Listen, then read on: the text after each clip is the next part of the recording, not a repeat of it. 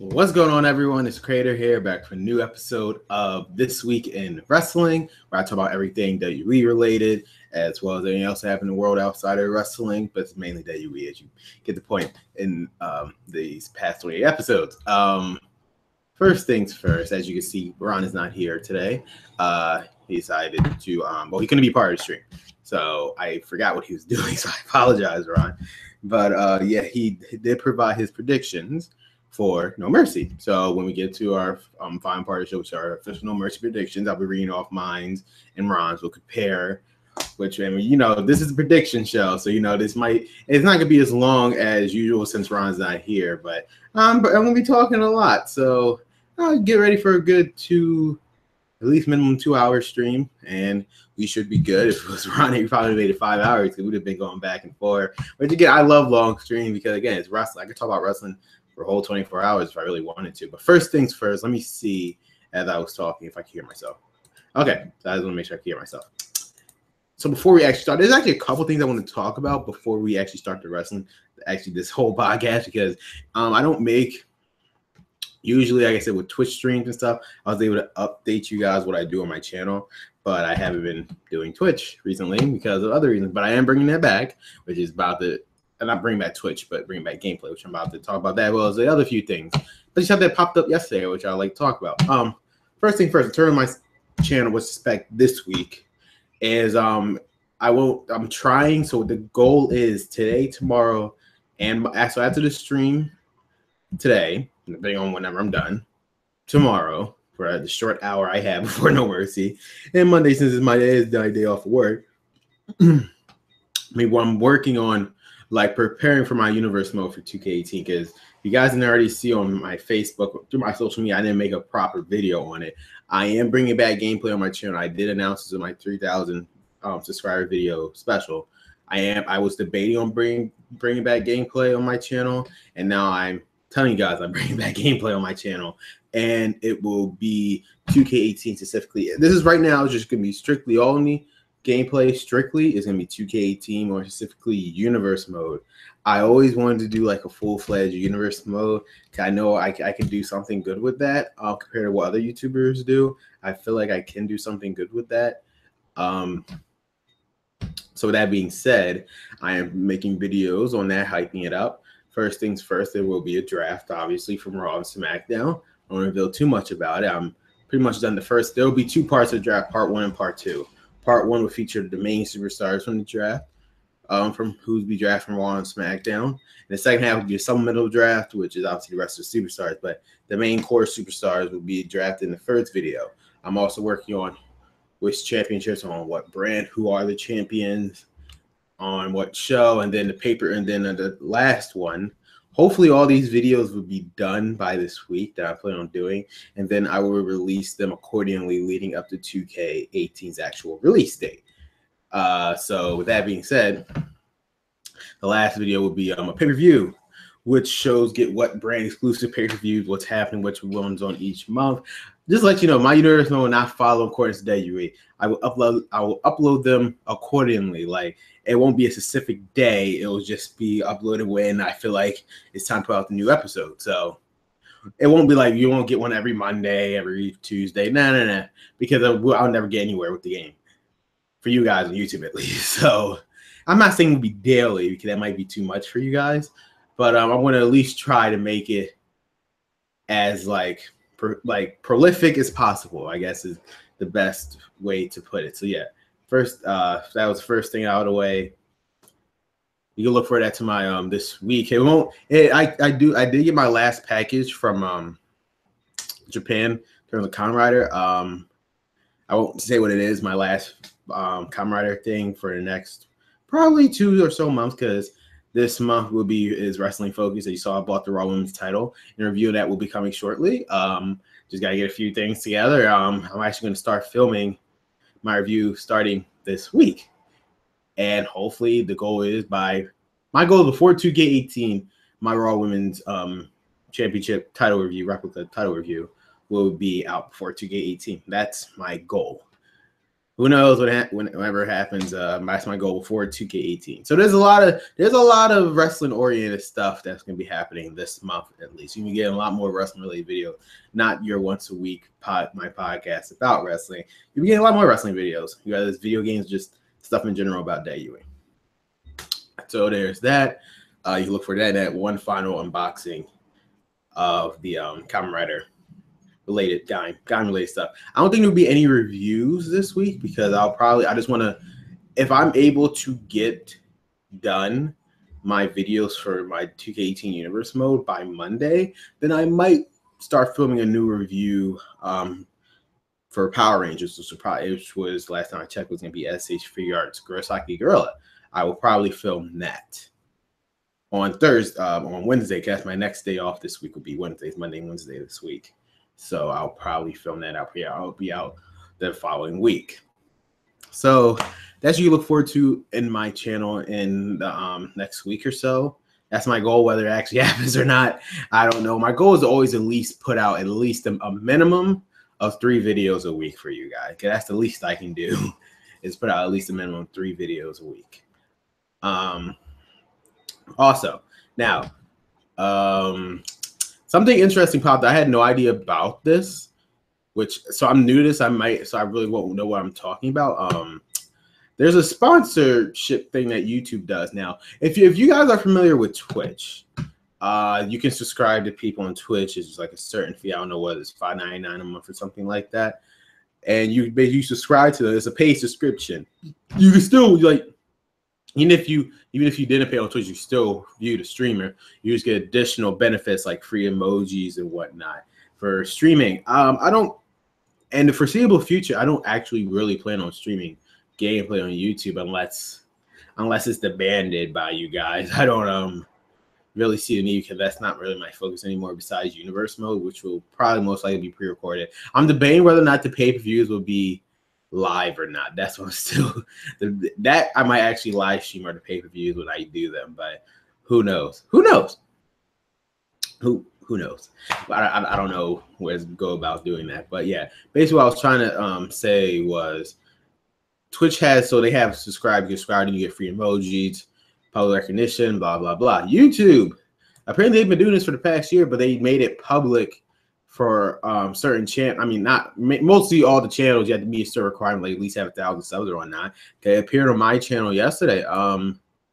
It's called sponsorships. Actually, I'm gonna pull it up right now. So I know exactly what I'm talking about. Verbatim. Sponsor YouTube channel. Basically, their version of the sub thing. That's going on Twitch. I'll briefly read that, and after I'm done reading about this and telling you guys about it, we're gonna go straight into the wrestling thing. Through recurring monthly payments, sponsorships allow you to purchase digital goods such as badges, emojis, and can allow access to special perks. If a channel has sponsorship enabled, you'll see a sponsor button on their channel or watch page on gaming.youtube.com or the YouTube Gaming app. Basically, even if you're not a gamer, it'll still appear. Installer the channel has sponsorships on the main YouTube app and site part of beta. For more details, main app beta.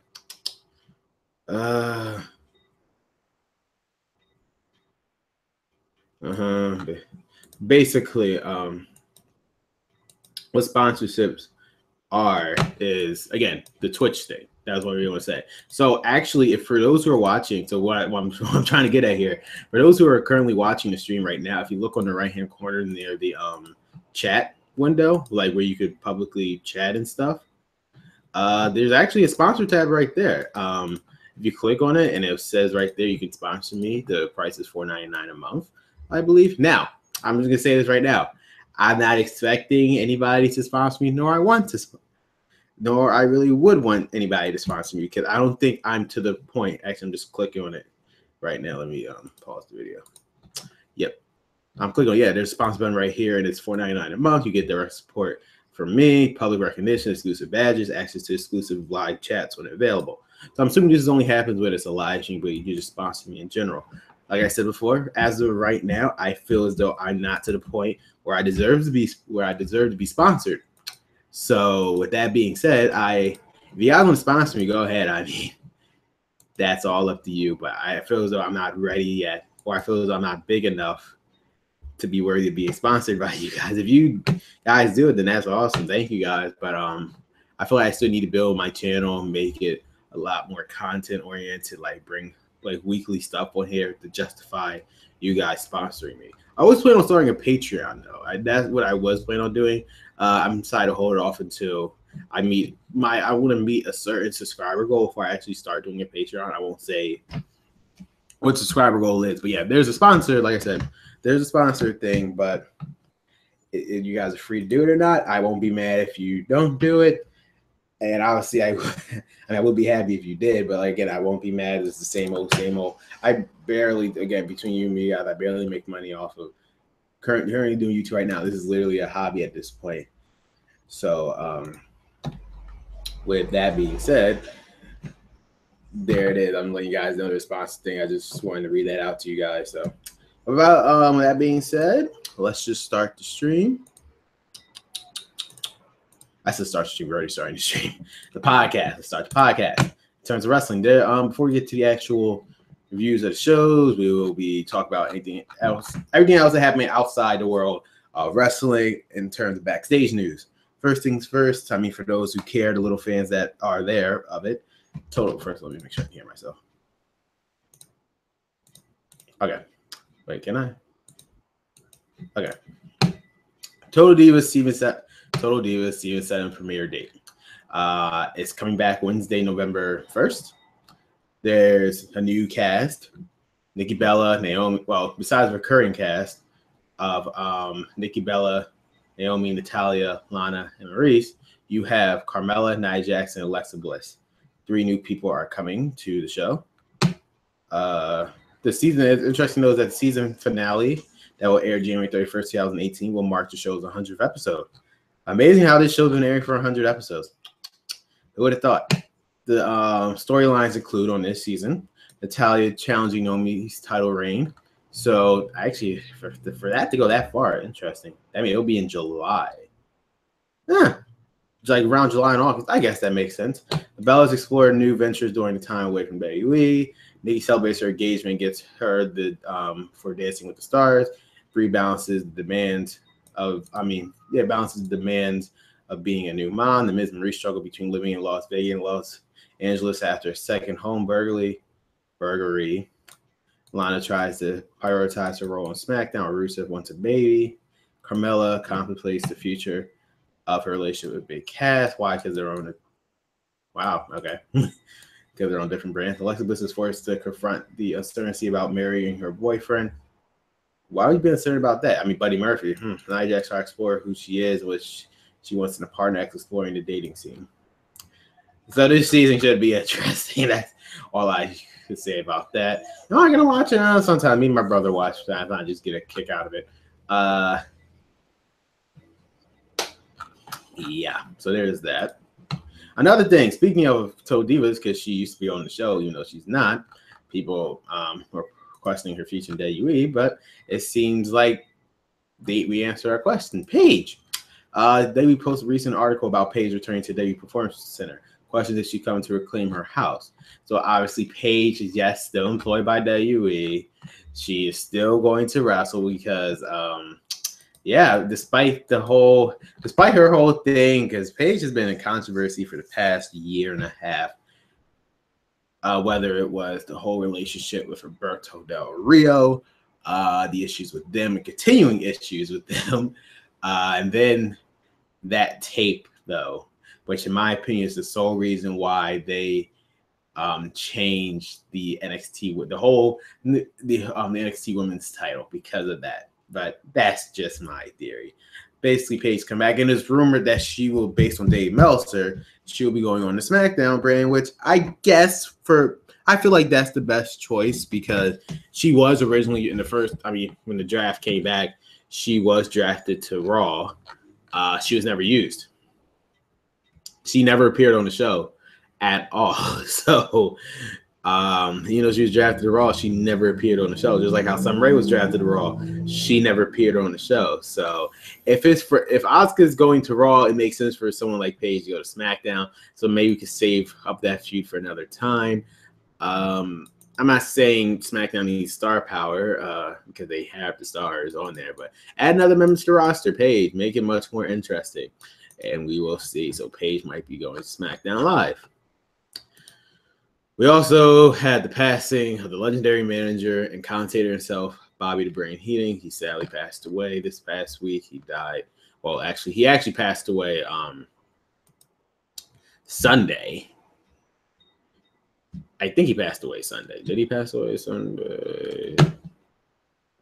I think it was Sunday. Yep, literally the day after the broadcast, so me and Brian couldn't even talk about it. So first things first, I send my condolences to Bobby Heenan family. Even though he wasn't he's not part of my era. I know based on looking at other like old footage of WWE, he was a very good commentator. He was the commentator. He also was arguably one of the best managers. People like, if it wasn't for him, people like probably Paul Heyman wouldn't exist if it wasn't for Bobby the Brain Heenan. So he managed a bunch of people, including Rick Rude, Paul Orndorff, Harley Race, Kurt Hennig, which is Mr. Perfect, Big John Studd, Andre the Giant, Ric Flair. The list goes on and on. He basically managed every Hall of Famer that's currently, not saying every Hall of Fame, but he pretty much, for the majority of superstars in the Hall of Fame, by bringing him probably either encountered with or had it or managed. So there's that. I sent my condolences to Bobby Brain Heenan. It was paying respects to him all this past week on WWE, whether it was Raw, SmackDown, 205 Live, NXT. NXT, even though it was taped. But yeah. Rest in peace, Bobby Brain Heenan. I don't have memories of you since you weren't part of my era, but I know you was a good manager based on documentaries and stuff. I can tell you were very good at it. So rest in peace, Bobby the Brain Heenan. And the last bit of news before we actually start the podcast for today, the actual in terms of reviews of the shows, an interesting thing came out of nowhere this past week. They confirmed Starrcade returns to the Greensboro on November 25th. Now, you're probably saying to yourself, wait a second, Starrcade. Isn't that the WCW version of WrestleMania? Yes, you are correct. And they're bringing it back as a live event. What do I mean by that? Basically, I read this rumor the week before. I really didn't think nothing of it. Basically, rumor that they would be planning on using old WCW names to promote live events more due to the recent low attendance for both Raw and SmackDown live events. They plan on taking a different approach with their live events and making them feel much more important than what they actually are with stuff like this. Confirmed the Starrcade. We returning to Greensboro Arena, Starrcade, to make it feel much more special. They had an article on it, talk about the history of it, and this will be a SmackDown live exclusive. Now, I just want to point out, this is not a pay-per-view. Consider this like something like Beast of the East, where it was a network. Now, I don't know 100%, even though I feel like this would be on the WWE Network, because why else promote it if it's not going to be on the WWE Network as a live special? This could very well be a live special. And I think it's the week after. It's the week after Survivor Series too. So it will be a live special. And it's a SmackDown exclusive. And here's the current card. It's obviously subject to always change. And it's funny, these cards usually dictate what's currently happening in WWE. So some spoilers here. For example, WWE Championship match inside. There will be 2 steel cage matches. First one for WWE title, Jinder Mahal versus Shinsuke Nakamura. They don't list who's going to be champion, obviously, because obviously Jinder Mahal is going in as champion as of right now because we're still 2 months away. Anything could change. That's why subject card is always the change. SmackDown Women's Championship steel cage match. Natalya versus Charlotte Flair. It's funny, this came out before this past SmackDown, so this is actually kind of a spoiler. United States Championship triple threat match. AJ Styles versus Baron Corbin versus Rusev. SmackDown Tag Team Championship Texas Tornado match. The New Day versus the Usos. Sami Zayn versus Kevin Owens. That should just be fun in general. Bobby Roode versus Dolph Ziggler. That was kind of it was obvious the way it was going with Dolph Ziggler was new. We knew it was going to eventually lead into him fighting Bobby Roode. So I feel like that's where it's going to go. Breezango. What is that? Okay. The last, I don't know where that advertising came from, reading off the website. But the last and not least is Breezango Breezango versus Ada English and Mike Kanellis. So that is the list of Starrcade. We will see what happens there. It sounds interesting. We'll see if it's an actual live special. It should be. Like, we should bring back live specials. I enjoy Beast at East. I stayed up 3 o'clock in the morning just to watch the damn show because it was in Japan. Me and my brother woke up just to see Brock Lesnar squash Kofi Kingston. Yes, that was a thing. There was that. So yeah. That is Starrcade. We'll see what happens in November, which is after Survivor. And it's very interesting move that is after the week after Survivor Series. So how are they gonna? They only have if this truly is a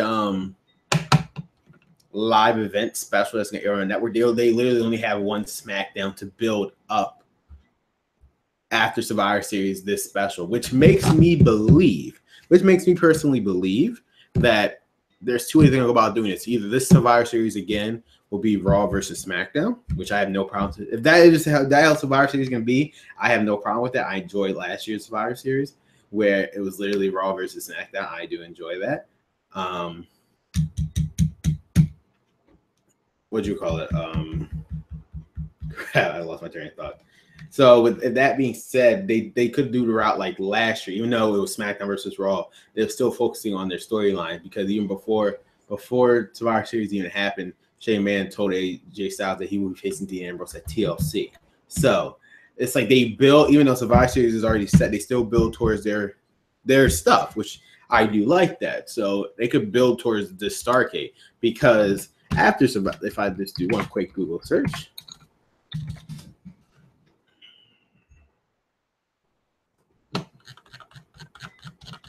By Google search, I mean Wikipedia.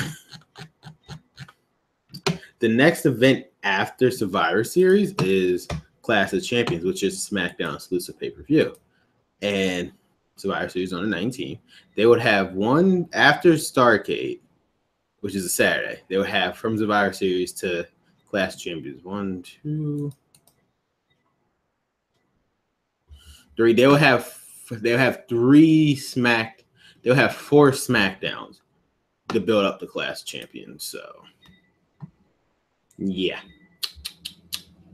There's that. All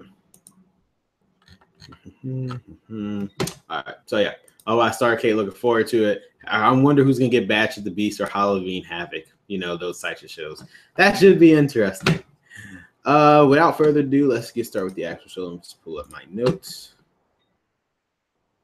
And we'll get started reviewing the shows.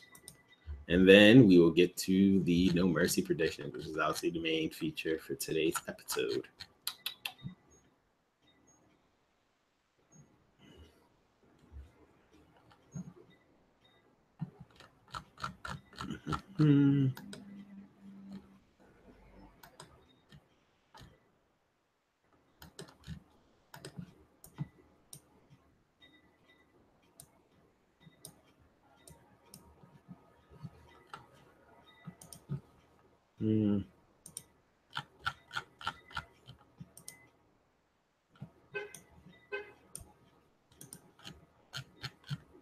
Just pulling up all my notes. I'm gonna set them all up.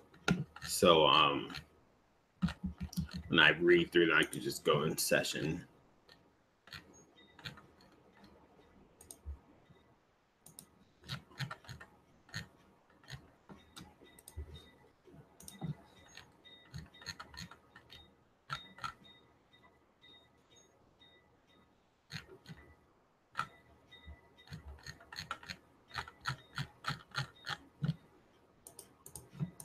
Last but not least, No Mercy. No Mercy.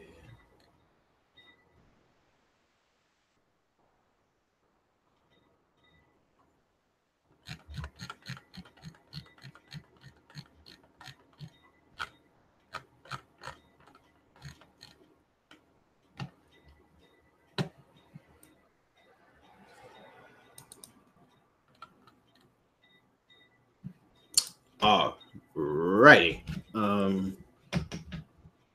Let's start off with Raw, which took place at the Snap Center in San Jose, California. I'm assuming it featured basically who will be the main feature of this show was who will be fighting The Miz at No Mercy for the Intercontinental title. Because at first I really thought they really weren't saying anything about The Miz in terms of Intercontinental title, because a month ago after SummerSlam, Kurt Angle told The Miz that he will be. First, let me make sure you guys can hear me. Hold on. Okay, so yeah, a month ago after SummerSlam, Kurt Angle really didn't specify on who will be facing The Miz at No Mercy, because he did say he will be defending the pay-per-view. He will be defending his title at No Mercy, regardless of whoever came out of the Battle Royal, which was like a month ago. So Miz came out yet again, and he said, "Yo, Kurt, what's up? I'm being disrespected yet again because I don't know who the hell my opponent is. I don't know if I even have a match at No Mercy." Kurt came out. He said, "Well, if you would have let me finish, your opponent for No Mercy will be decided, and they fatal four-way match for tonight. And the challengers are Elias, the Hardy Boys, Matt and Jeff, and Jason Jordan." Miz saying that you're just using Jason Jordan as like just again like this shining example. Hey, I'm a good father, and like why the hell is Jason Jordan this man? He doesn't deserve to be in here.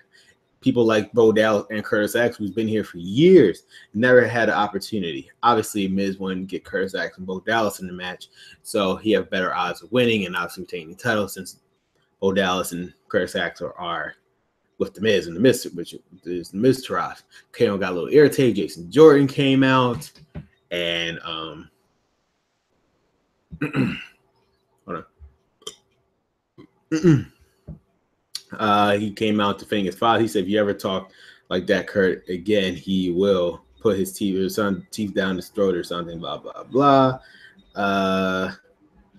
He said something about his dad. Again, Jason Jordan attacked him, and he cleared the ring of all three of them. And yeah, later in the night, which was the main event, shockingly, I was shocked that this was the actual main event. Fatal four-way, Elias, Hardys, and Jason Jordan. Winner will face The Miz at No Mercy for The Miz's Intercontinental Championship. It's interesting to say. I always like when the opening segment doesn't involve around the main title of the show. So it adds more depth to his. It shows. I like how they went good when Davey goes that route with them opening show with different things, whether it's on SmackDown's main United States title, because nobody gives a damn about Davey title at the moment, which is kind of sad, but we'll get to that. Yeah, so for them to open the show with the secondary title, the Intercontinental title, it shows, hey, we are just as important as anything else in the show. I like that. Whether it's even the tag teams or even the women. Anybody but the main people who are contending for the world title open the show. I always enjoy that. It shows that, hey, we're just as important as everybody else and we deserve to be part of this show. And we proved enough that we deserve to be part of this brand. I like that stuff. With that being said, this segment I thought was fine. Miz, again, is always perfect on the mic. All of his words are always justified. He brings up so much good points, especially, again, like 2 weeks ago with Enzo. Brings up such good points. So, that being said, Jason Jordan, I don't really like, I personally don't like Jason Jordan. I liked him in American Alpha, but now as a singles run, not really feeling it at the moment.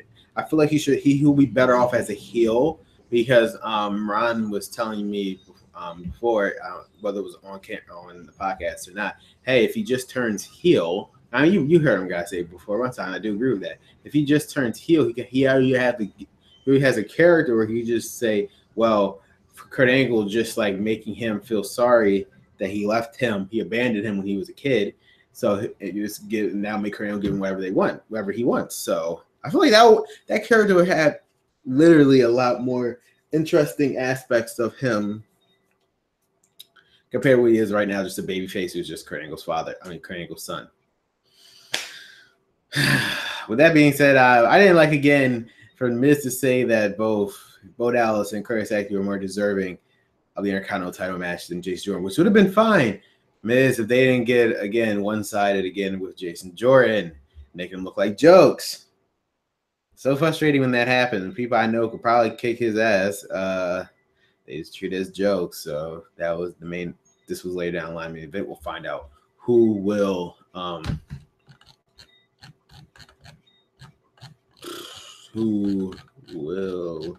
Oh, I forgot to mention it went from Fatal 4-Way to a 6-pack challenge. My bad. I totally forgot that part because I was about to say what he fought those two first, and the winner will advance into the battle royal. But I completely forgot that part after re-looking at it. Crap, and I didn't mention it in my notes for some odd reason. I probably forgot.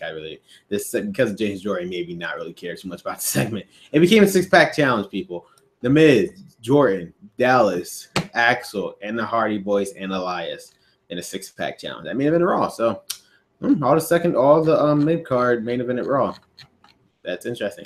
Next segment was the one that they've been promoting last week, which was Nia Jax versus Alexa Bliss. They were promoting that for the longest.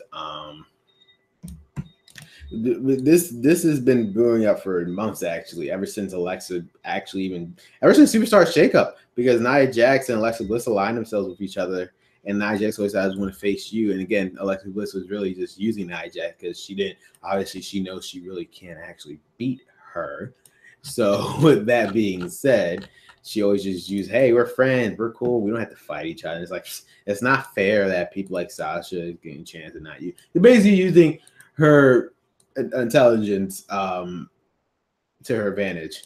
Not saying that Nia Jax is dumb, but it was just whatever. So they finally got the fight. Alexa Bliss realized, no, I don't want no part in this. She tried to leave. Sasha Banks came out to make sure the match continued, and obviously Nia Jax easily dismantled Alexa Bliss. Alexa Bliss did try to get some offense, and not gonna lie, she completely dismantled Alexa Bliss. I feel like this is officially end of their friendship, unless this is all a ruse, which I don't think it is, because it's hard to say it's a ruse, because why would Nia Jax help Alexa Bliss retain the title unless before No Mercy she promises Nia Jax if she walks out, she'll be the first one to get the title rematch, probably the night after Raw, if she allows her to walk out as champion.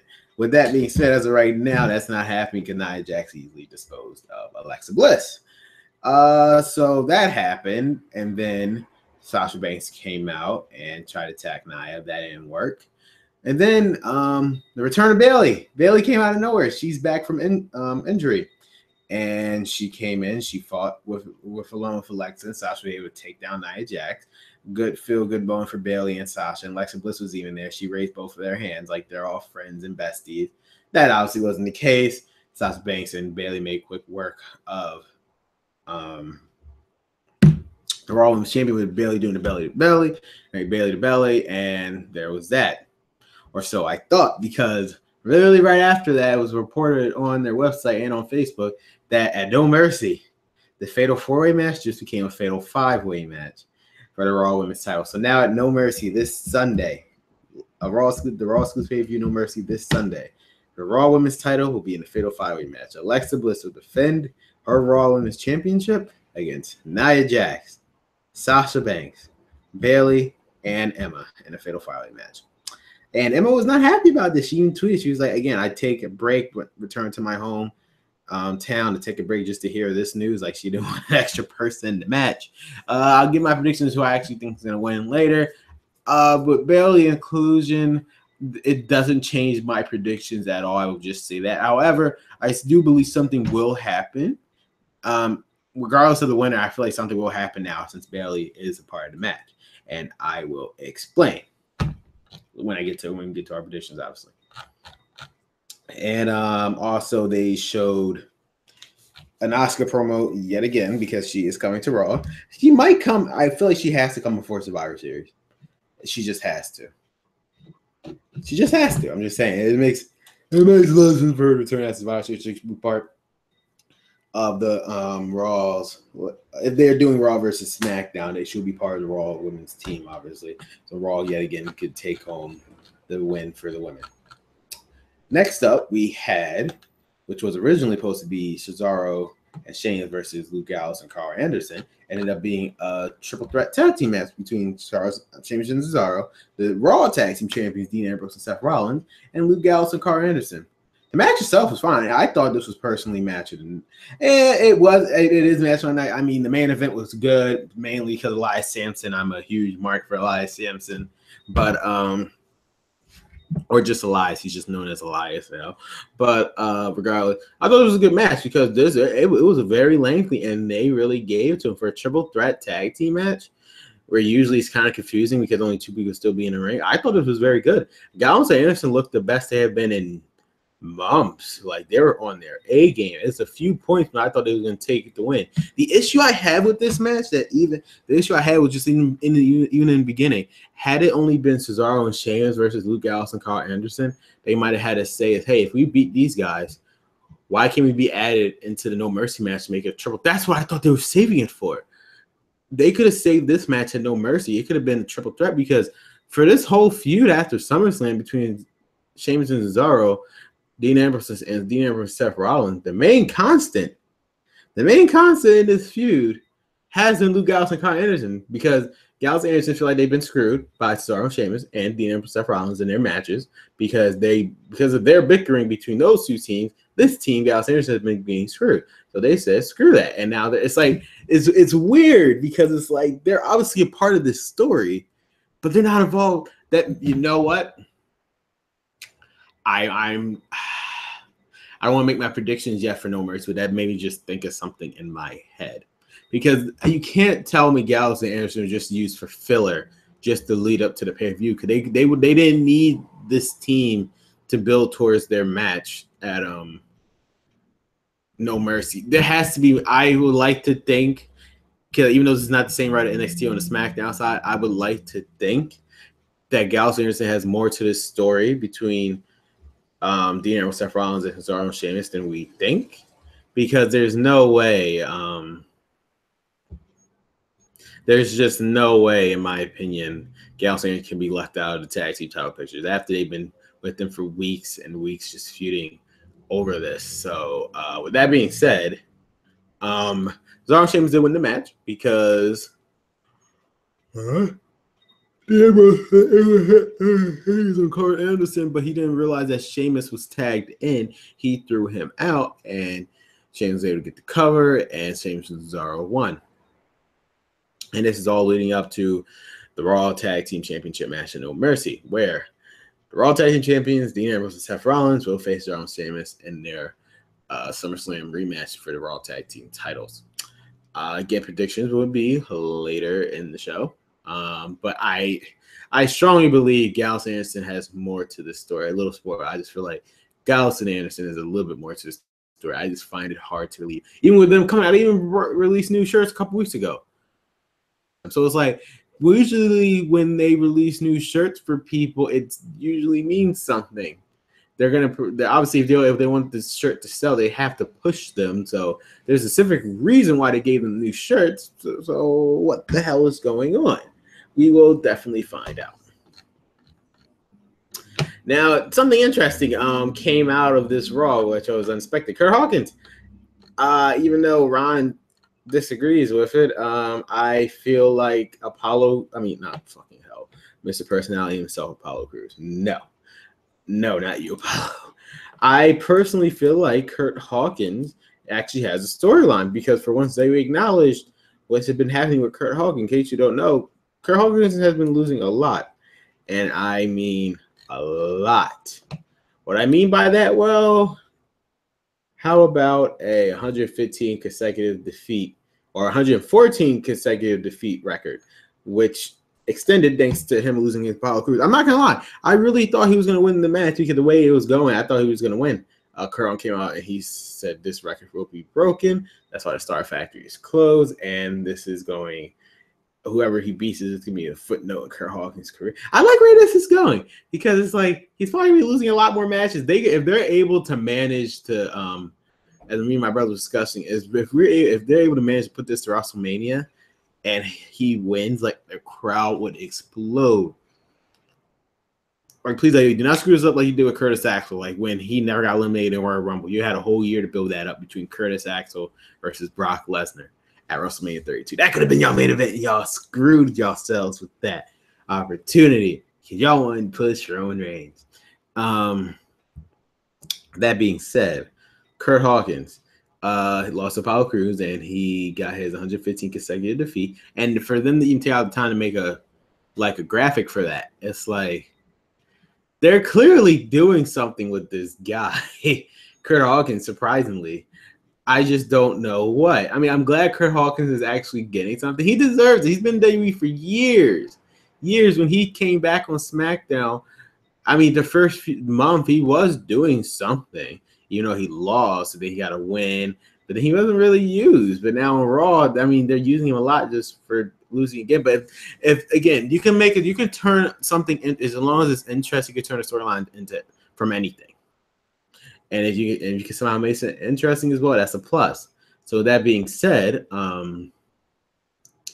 I don't know, maybe, and then like his say if I'll give you just a wild example. Let's just say he fights for the Intercontinental title, and Kramer said, "Hey man, if you lose this match, you're just fired, man. Like there's nothing left for you." And then he wins, like it'll be a feel good moment, like he wins the Intercontinental, like something like important is that. If you could turn this into a storyline that can develop Carl to actually like a top, not saying top player, I feel like that's impossible at this point.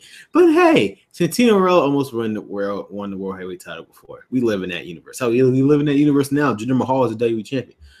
We will talk about that during SmackDown. So with that being said, Kurt Hawkins, we will see what happens with you next week. And they even keep his record. They even counted his record during a live event. So it's like they're keeping track of this guy for a reason. I don't know what they're doing. Hopefully something good is in the plans for Kurt Hawkins. He definitely deserves it, in my opinion. Then we come out with this segment. Roman fucking Reigns. It was fucking ridiculous. Hold on.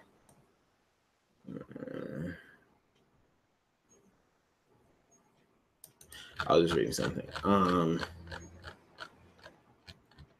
Yeah, Roman Reigns delivered his parting shot to John Cena. As you know, one of the two main events at No Mercy besides the Universal title match is the WrestleMania match that should have happened at WrestleMania. We're getting early. Roman Reigns versus John Cena, 1-on-1. The two most polarized superstars will be fighting at No Mercy. So Roman Reigns, because again, John Cena's been burying Roman Reigns in these promos for the past week after week after week. And surprisingly, John Cena is not here. So Roman Reigns finally had a chance to actually say something useful. He didn't. He literally, I feel like he missed the mark completely for his chance to actually get under John Cena's skin. He brought up the point of, again, he talks about how he's the guy in WWE and whatnot, and he called John Cena a hypocrite. And he has to prove himself because John Cena said it himself. He showed footage of John Cena talking smack to The Rock because he left the Hollywood. He didn't like want to come back and whatnot. And like he was honestly telling Joe, just show up, man. Like you let people just go to Hollywood. And Roman Reigns, the whole point of this, Roman Reigns was trying to say, hey, he said this to The Rock, and he's doing the exact same thing. He's here week after week, and now John Cena's in Hollywood. There's two things wrong with this, and this was pretty much his whole point. He was saying, "Hey, John Cena, you know where to find me." But like, it's going. He was pretty much saying John Cena's hypocrite because he told The Rock that you're like just this movie star trying to come back and give these fans something, even though you're not coming back. And it's literally the same thing that John Cena is doing right now, which is, I'll say 25% right to a point. But there's two things wrong with this. First off, John Cena publicly said in a off-the-shoot interview and even acknowledged it. I strongly believe, if I remember correctly, he strongly acknowledged this when he was feuding with AJ Styles when it was leading up to Royal Rumble. He publicly said, I was completely wrong about The Rock. I completely take back what I said about The Rock when it came to Hollywood and doing WWE, both things. I completely take it back. So he publicly admitted he was wrong. So you showing his Roman Reigns means nothing if the person already publicly admits that he was wrong. So it's not I mean, yes, he's a hypocrite in a way, but at least he publicly admitted. So this meant nothing. The other issue with this is that this would if this even if this were to mean something, it still falls flat on his face because you're saying Cena's not here. The only reason why Cena's not here because due to his free agent status, he was at a live event for SmackDown overseas. I think it was in China too. So it's like, yo, what are you talking about, Roman Reigns? Like, he didn't leave WWE to film a movie or something. He left WWE. He wasn't on Raw. He wasn't on Raw this week because he was still in the live event, either coming back from live event or finishing up. So what are you talking about, Roman Reigns? This all just falls flat. Just completely flat on your face. You had the 1 week to say something useful about John Cena. Or just bury him. Just bury him. Because John Cena's been killing you week after week after week. This was your perfect chance. John Cena wasn't here. There was no way he could step over your lines. There was no way he can rebut against you. John Cena had no voice. This was your sole chance to say anything you want about him. You had a bunch of stuff to choose from. I don't know. He got divorced from his wife, and then a couple years later, he marries Nikki Bella. How convenient. Like, I mean, I know they wouldn't publicly said that, like, but there's so much you could have done, Roman Reigns. You could have. There was so much you could have done. But it's just ridiculous. It really is ridiculous how you just blew this up and like you completely you missed your target. That's all I can say. You missed your target. You missed your opportunity. It just you had the brass ring and you failed, Roman. Like I'm disappointed in you. I'm always disappointed in you. I hate your guts because you retired Undertaker. But I'm just disappointed in you. I'm not even mad at you anymore. I don't even hate you anymore. I'm just disappointed in you. You right here clearly shows that you are not the next face of WWE. You couldn't even rebut back against John Cena. I mean, this is all leading up to this Sunday. I'll get my official prediction who I think is going to win. Despite everything I said, I will still get my official predictions later in the show of who I think will win. But Roman Reigns, you fucking blew it. I'm just saying. You blew it, my friend. You definitely blew it. Moving on to Bray Wyatt versus Dusty Rhodes. This is a result because last week, I believe it was last week, Goldust was facing Bray Wyatt again, and Bray Wyatt did defeat him, and he smudged the Goldust signature face paint off of Goldust, and obviously we all know Goldust under the face paint is Dustin Rhodes, the son of Dusty Rhodes. So he was bringing Raw to point out, yo, he's just a man. He's nothing spectacular, just like Finn Balor. Dustin Rhodes took that as disrespect, and for the first time in a while, we've seen him as just simply Dustin Rhodes, not Goldust. He was talking to Kurt Angle and said, I need this rematch against Bray Wyatt to prove that I will not be part of Larry Games playing with Finn Balor, and that I am, even with or without the paint, I'm still the man. Like, I'm still a man. Gave him the opportunity. I mean, Dustin Rhodes is playing some offense against Bray Wyatt. Like, I'm not saying that I thought Bray Wyatt was going to lose, but it's just, hey, that's the way Bray Wyatt's booked. Obviously, eventually, Bray Wyatt got the upper hand. He defeated him. This is just all leading up to Finn Balor versus Bray Wyatt. Did Finn Balor come out? I totally forgot. No. Yeah, he did. Oh, yeah, because he didn't appear on Titantron. He cut that promo saying, yo, Bray, again. I'm always a pick Debbie Superstar saying yo, but they don't say yo. He was saying, again, let me ask you, which one do you think is more scarier? The demon or the person who invented the demon? Like, that's what he's trying to say. If he doesn't, if Bray Wyatt didn't want to face a demon, but the demon was a creation of Balor himself, then could the man be greater than the two threats after all? Like, that's the question you have to ask yourself. And that's an interesting question. Again, which one is more ruthless? Demon Finn Balor? I don't know why I'm falling into the trap what WWE has done by basically making Finn Balor two separate people. I know it's coming. He's somehow demons can get outside of him. The demons can be running rampant, and it's just, God damn. I thought he was out of this era. But with that being said, yeah. So we'll see. I mean, they're saying it's man-to-man match. I don't know why. Are they actually really calling it a man-to-man match? For fucking hell, just call Finn Balor versus Bray Wyatt. What does man-to-man mean? Yeah, okay. On their website, it just says Finn Balor versus Bray Wyatt. You get like what the fuck? Like it just doesn't make any sense for them to say man-to-man. Like I said, yeah, there's all leading up to No Mercy for Finn Balor versus Bray Wyatt. Man, they're dumbing it man to man. I guess to emphasize the fact that, again, this is not the Demon King Finn Balor, but this was Finn Balor himself, and he will be coming after. Why am I losing my train of thought? Against Bray Wyatt. Overall, though, with Dusty Rhodes, we'll see where this goes. I think that it was just Dusty Rhodes just filler in this feud. They need to use somebody in this feud, so Goldust was that use. Does this make Goldust a face? Because he had a whole heel run like a couple months ago against R-Truth. So, oh no. Enzo Amore came out and he cut a promo.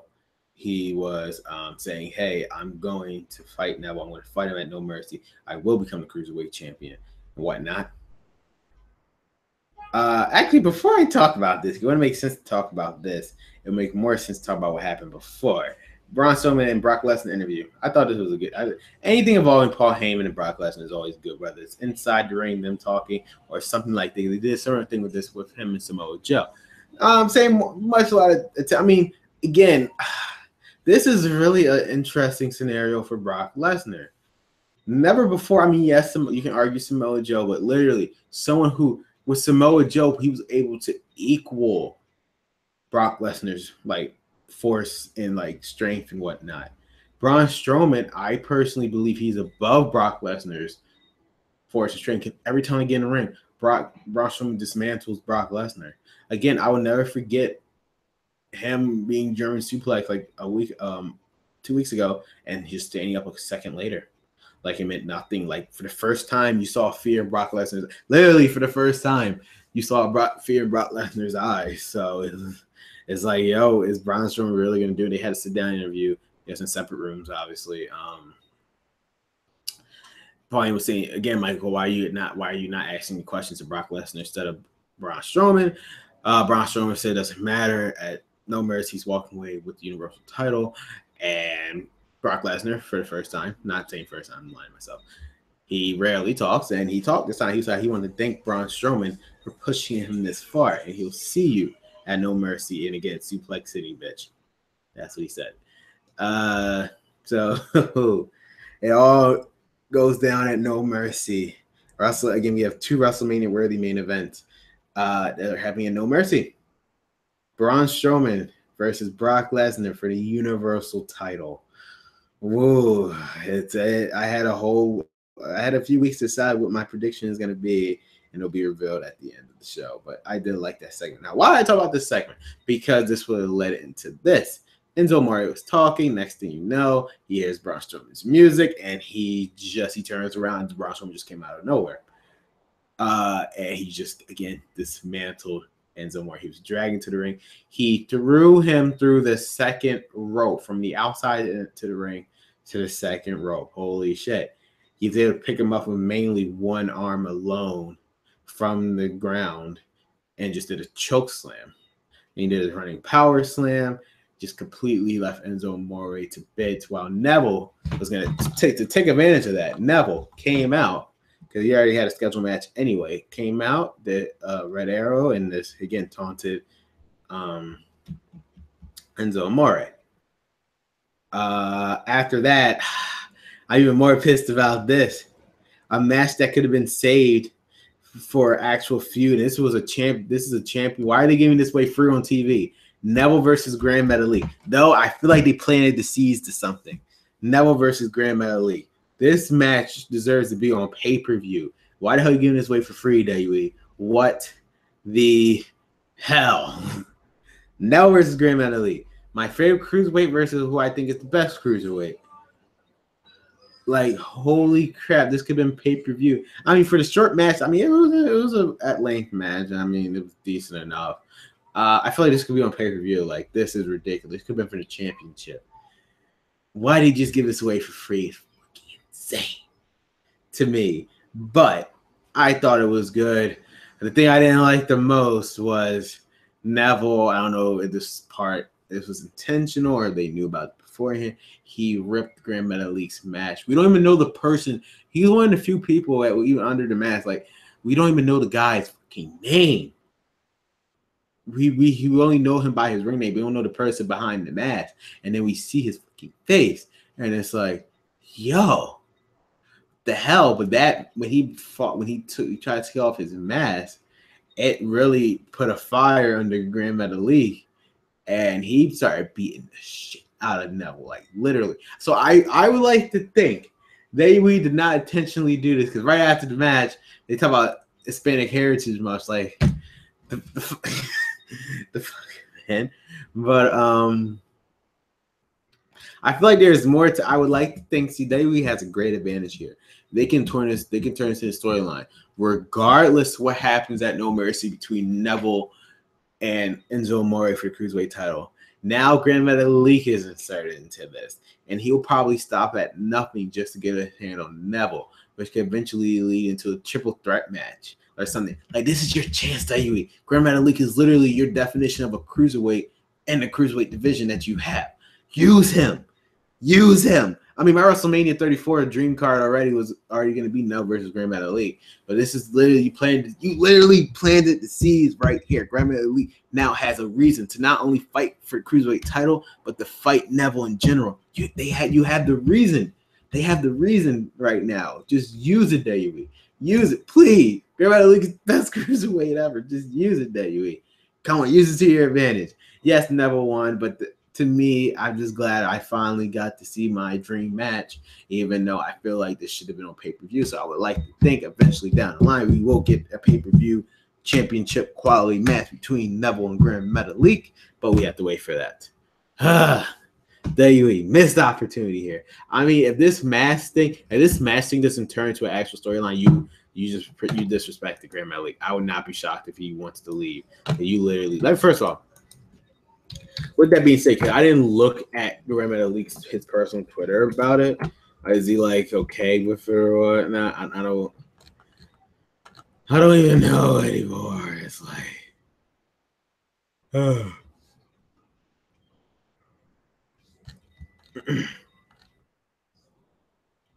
I don't know any more. Damn it. So let me check something for Grand Metalik. I mean, he speaks in Mexican, so I don't know what all he's saying.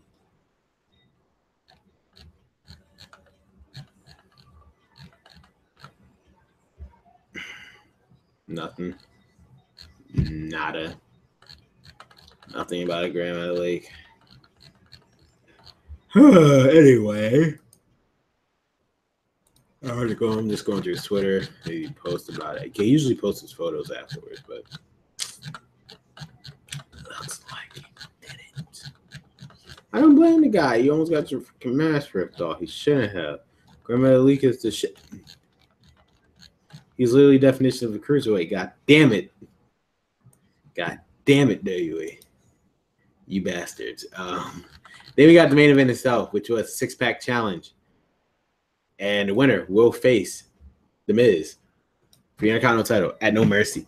Elias, who first off, Elias, again, I am the biggest Elias Sampson mark ever since his debut on the main roster. Elias Sam has been this reminds me how Elias Sampson's booked, even though he's losing differences, he's losing. Compared to the way he has been booked, compared to like Braun Strowman last year, he's been Braun Strowman was booked as a monster. I'm not saying Elias Sampson's booked as a monster, but he's booked very, very strong. First off, his performance before the match even started, he did a shoot on this kid. He's like, with you too, kid, and don't you ever, if I hear no word from you again, you and your mom will be out of this city. Like, holy crap, Elias Sampson, you are amazing. Why are you not Intercontinental Champion yet is beyond me. This was your opportunity to get it, Elias. You had to fight the Hardys and Jason Jordan, Bo Dallas, and Curtis Axel in that 6-pack challenge. Elias said, like, the MVP, yeah, the early MVP of the EvenDayWe.com announced the early MVP of the match was Elias. Like, he was like this. The reason why this match was, it wasn't a match tonight. I still feel like the tag team match was a match of the night. Elias literally gave it to. He showed that he was something. He really showed something, and it was it. I'm just reading this. Yeah. So Elias was MVP of the show. He was dominant. Like, that swinging net breaker is the most deadliest thing I've ever seen. Okay, it looks like it hurts, and a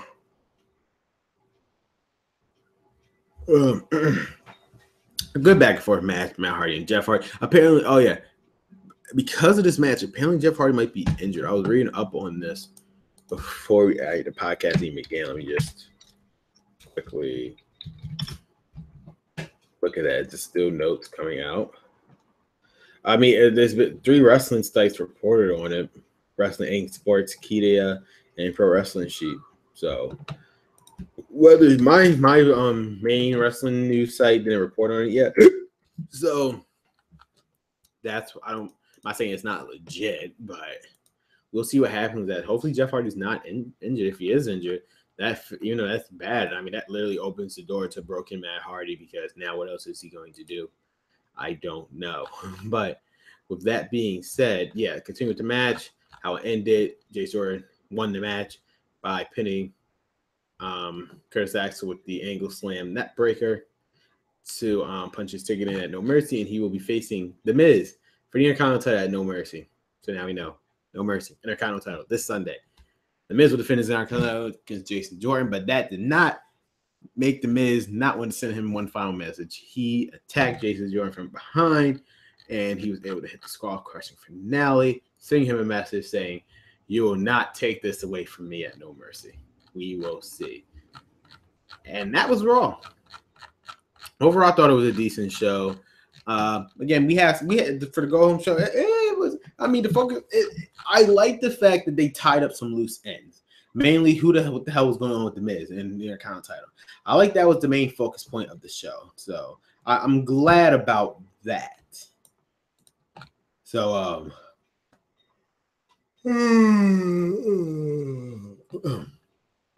glad about that. I was made focus on the title loose ends there. Bayley coming back. So now it's a fatal 5-way. It brings even more dynamic to the show. That excellent, my opinion, match of the night, triple threat tag team match. My only gripe with it is because this wasn't on the damn pay-per-view.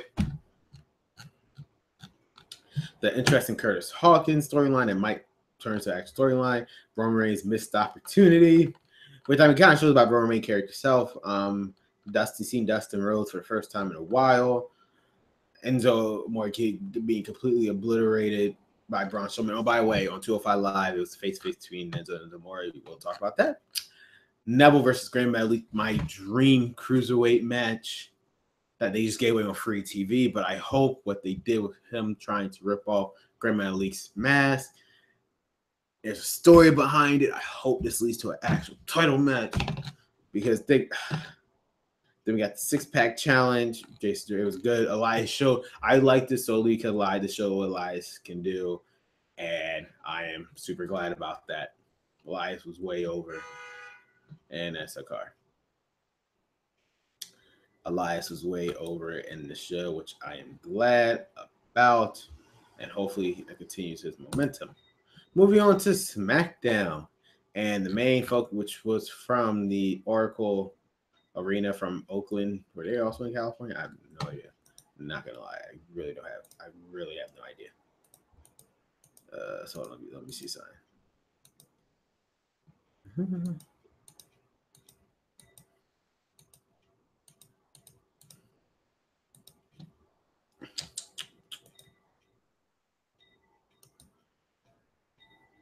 Hmm.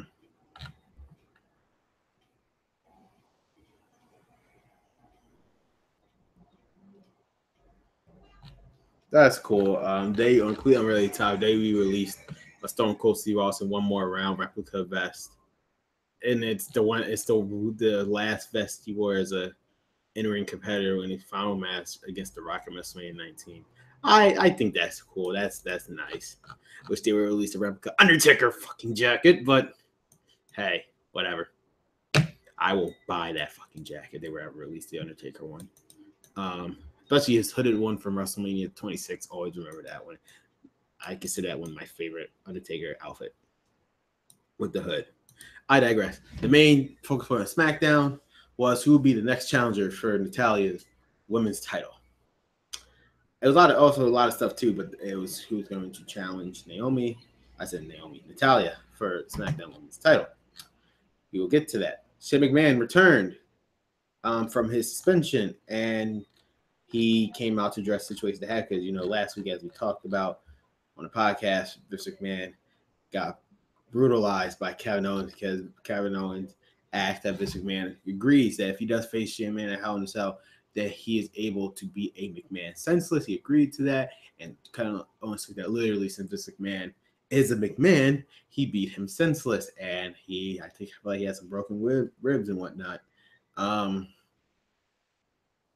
So with that being said, Shane McMahon came out. He came back from a suspension. Now, the one thing they did not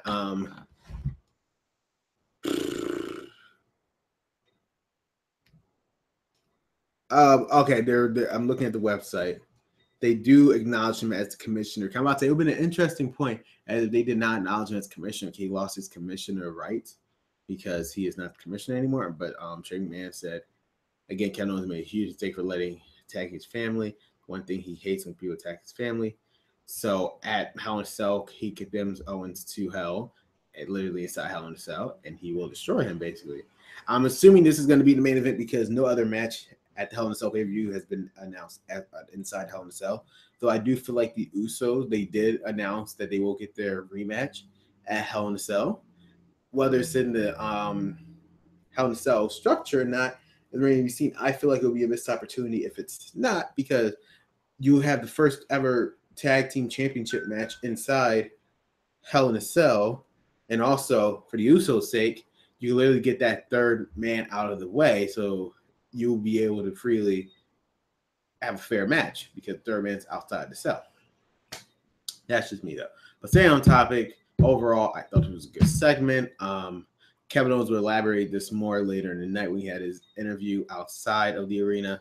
Because obviously he didn't want to be in the same arena. And again, conveniently, when he's here, Kevin Owens is nowhere to be found in the ring because he's probably Shane McMahon. He knows Shane McMahon is probably going to kill him. So we will see. We will definitely see.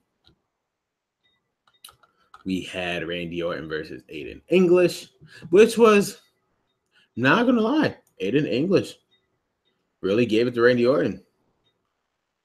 I'm glad that they're actually building, because the issue with SmackDown, I'm not saying they're lacking star power, but they're lacking credible star power. The only person that they properly build, and that's really stretching it, is Jinder Mahal from a jobber to a main eventer. That's really stretching it.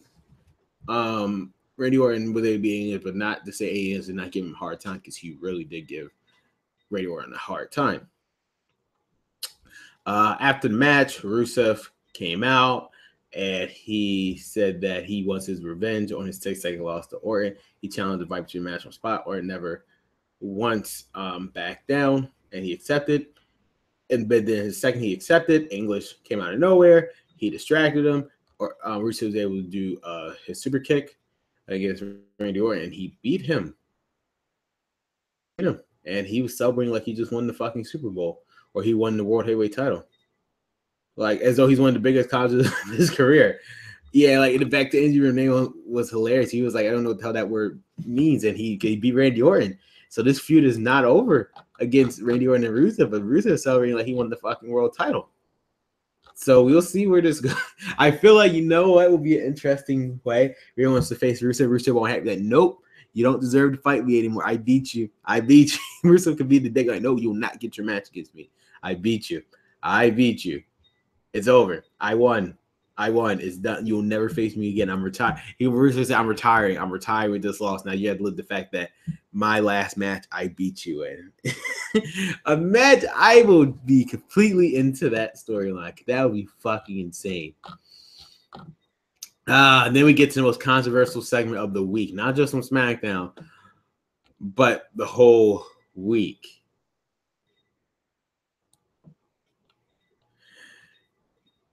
And it's funny because I'm reading it, and they reading themselves are not even acknowledging what Jinder Mahal said. So it's like, you know it's bad. You know it's bad.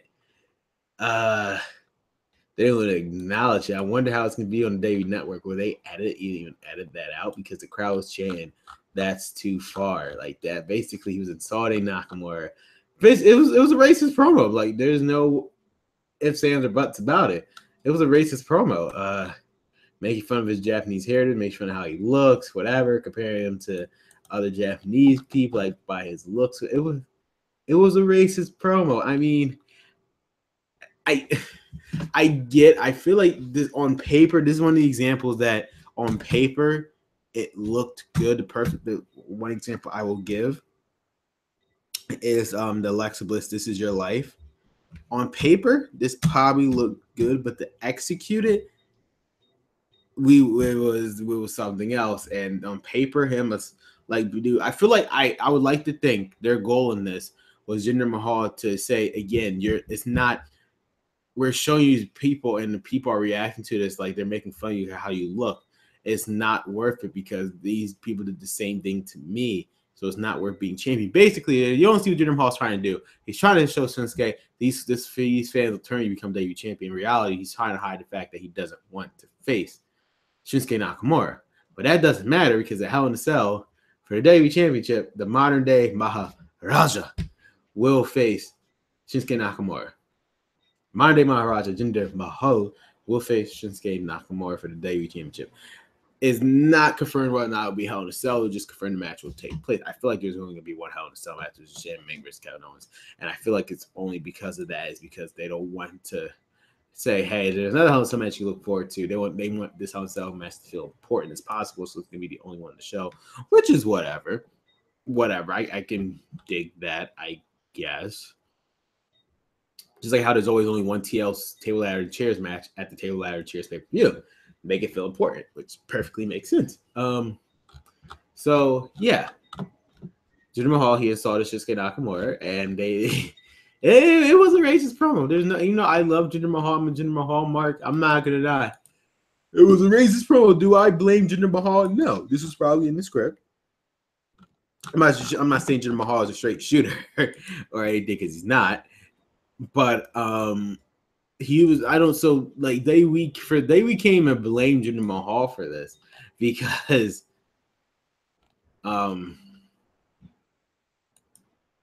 they can't even blame. Who the hell was WWE champion for 2 minutes?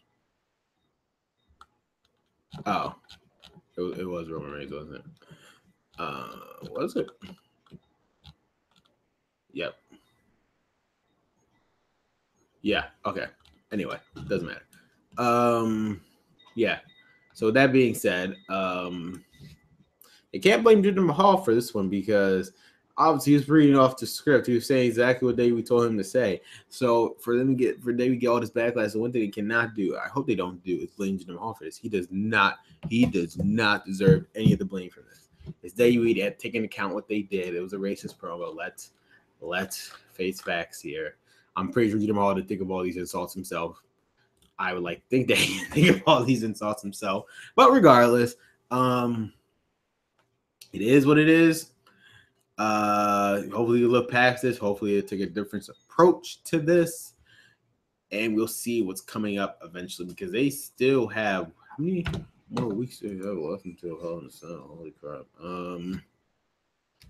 How many weeks do they have left? That's actually a good question. Because the Raw pay per view is this Sunday. I'm assuming it's 2 more weeks after this. I have to assume. Um,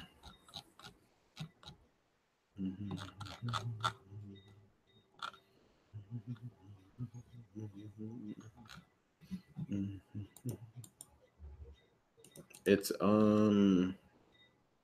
October 8th. Holy shit! It's literally 2 weeks away. 2 weeks. They have two, so they have two more. They have this week's SmackDown after No Mercy and the last SmackDown to build up to this. So we will definitely see what happens there. Hopefully it works out for them. I mean, we will definitely see how this goes for them. I feel bad for them because I know they weren't expecting what the end result, but we will definitely see what happens. I'm just reading up on something. Mm.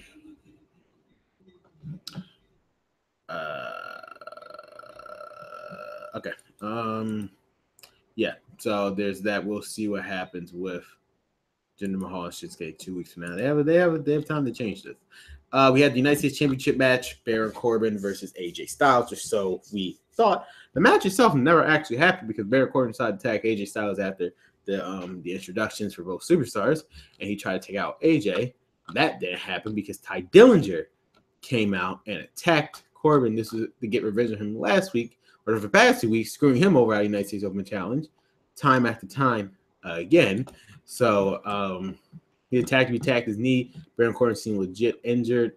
Obviously, I mean, Baron Corbin, at least you can say Baron Corbin know how to sell an injury, a fake injury or storyline injury. He was selling it. And I'm so happy for refresh. I'm so happy. I don't want that video to play. I'm so happy that it happened because again, Ty Dillinger feels important. He wasn't just he wasn't just filler for whatever feud AJ Styles Bear Court. He's actually part of this story. So I feel like a Hell in a Cell, a triple threat. I'm seeing a triple threat. My favorite superstars, AJ Styles, Baron Corbin, Ty Dillinger, all in the same match. Holy shit. For the United States title, and Ty Dillinger has a chance to win. He doesn't have to pin AJ to do it. Oh my God. Same thing with Baron Corbin. He doesn't have to pin AJ to win a championship. Like, holy crap. Holy crap. I cannot wait for this. I cannot wait for that. Like, if this, even though it's not confirmed, it's not confirmed. If this, it has to be a triple threat because it has to be a fucking triple threat. If it's not, I am disappointed in you, WWE.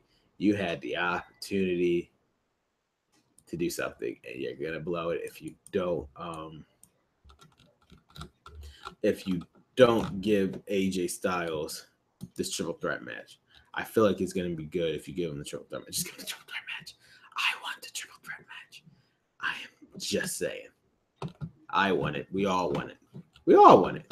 So, with that being said, that happened that. So the match never happened. Baron Corbin backstage said he's going to get his revenge one way or another. And there was that. Charlotte returned to WWE on TV for a while because obviously we all know. Hold on, step them up. Let me make sure I can hear myself.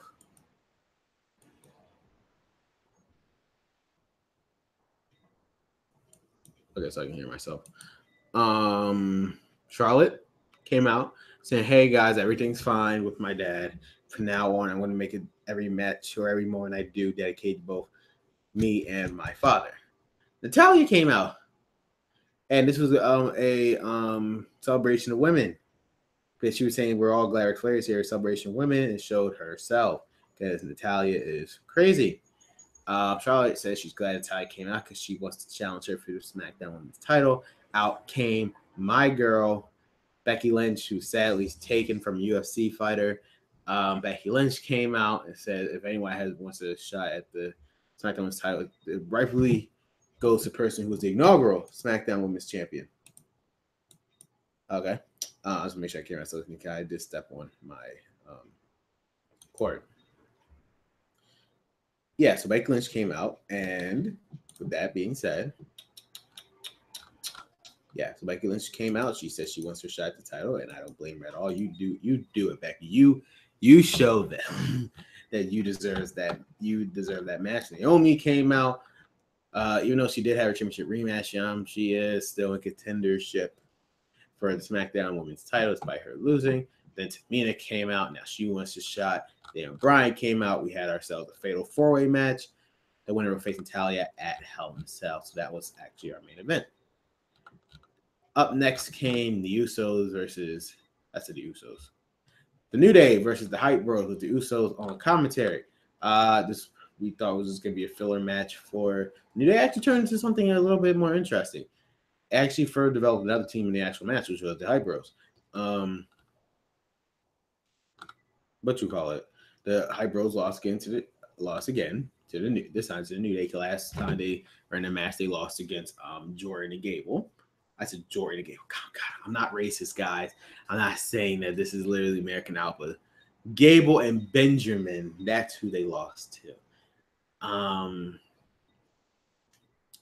So they even said after their match that they lost against the New Day, we're gonna make a change. We had to do something drastic because he's sick of losing.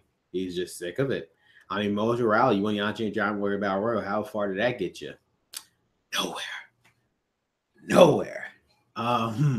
So with that being said, New Day won this leading up to their tag team title match against the Usos at Hell in a Cell. Where at Hell in a Cell, the SmackDown Live tag team titles will be on the line. New Day would defend their titles against the Usos. Still, we're not confirmed it's going to be inside Hell in a Cell. Even I feel like they can make history, just like how Raw last year Hell in a Cell made history when it was their pay-per-view by having the first ever, not only the first time women's main event in the pay-per-view, but for the first time, the women took place in Hell in a Cell match. Oh my God, that stupid car. Sorry you guys hear that in the background. Thank you. It took place inside Hell in a Cell for the women. They do the same thing. Even though a tag team match did take place inside Hell in a Cell, it was never for the titles. Make history by making the SmackDown Live tag titles be the first tag titles to take place inside Hell in a Cell. Just saying. But we'll see what the Hype Bros do. They might interfere in the match. I don't know what the hell Hype Bros are going to do. Are they both turning heel? Is one of them going to turn the other? My money's that Zack Ryder's going to turn on Mojo. I feel like they're going to turn on Mojo. So, my brother say Mojo's going to turn on Zack. We don't know. Up next came one of my favorite promos of the night, Kevin Owens, which confirmed my theory for years. Kevin Owens is a fucking sociopath. Kevin Owens, he addressed the situation with McMahon via satellite. He obviously didn't want to be there, and he said he apologized because he apologized that again Shane is a coward because when he saw Vince McMahon, he saw Shane, and he just pretty much went blank. So that's why he attacked him. He did with an inch of his life, and he even said, what you call it? What he did to Vince is nothing compared to what he did to Shane inside Hell in a Cell. And the best line out of this is at the very end when he says, "You see, Shane, I'm not gonna be condemned to hell. No, because for people like me with what I do, people might leave go to heaven." You beat up a 70-year-old man, Kevin Owens. What the hell is wrong with you? Like, this guy is crazy. And I love it. Kevin Owens is literally the best heel. Not only on, I firmly believe Kevin Owens is not only the best heel on SmackDown, but the best heel overall in WWE right now. Like, holy crap, this man is amazing. Amazing. He truly is amazing. And it's just like, this guy's a psychopath. He really is.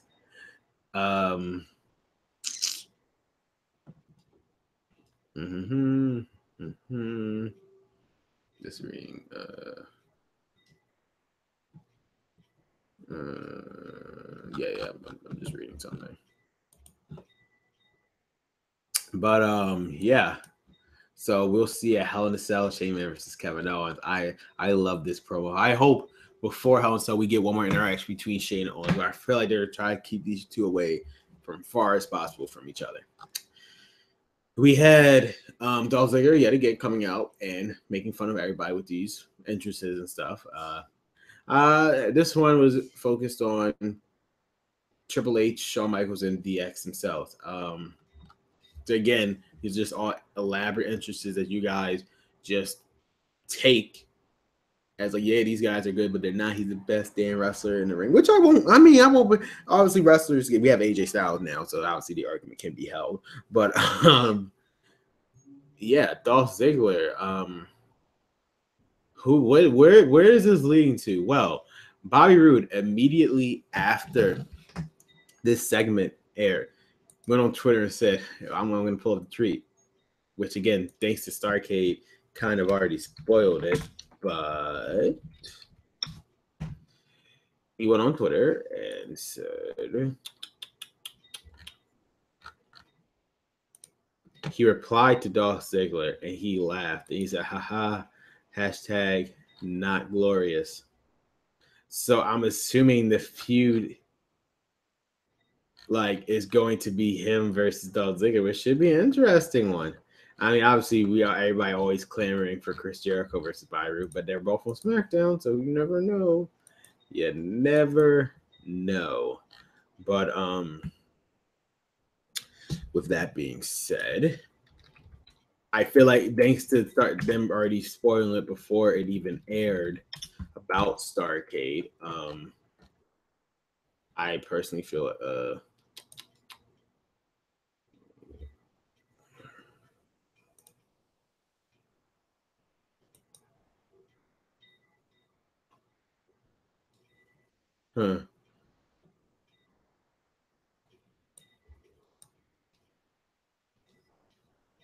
Yeah, they say Hard Boys might not be in DLC, but we will see. We will definitely see about that. Yeah.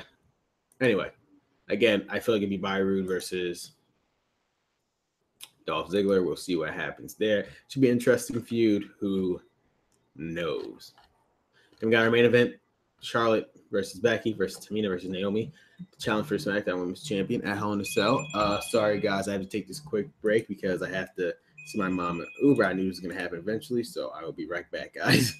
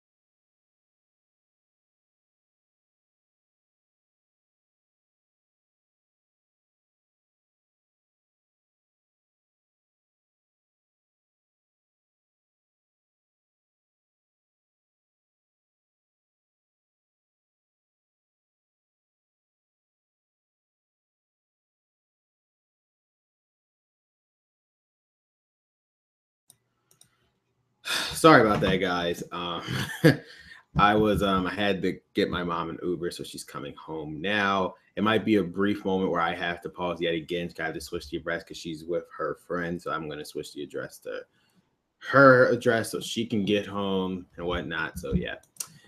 So if there's a point in the chat where I just pause yet again, just for a brief, it'll be quicker than this first one I just did. I do apologize, guys. So I'm gonna try.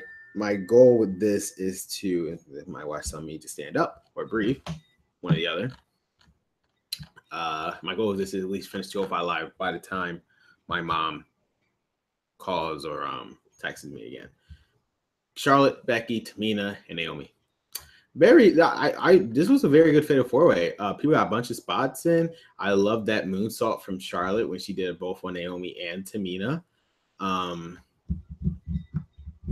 I feel like there's a few gonna go on between Naomi and Tamina because Naomi almost looked like she's about to win, and then Lana screwed her because Lana was able to distract Naomi for her to get super kicked by Tamina.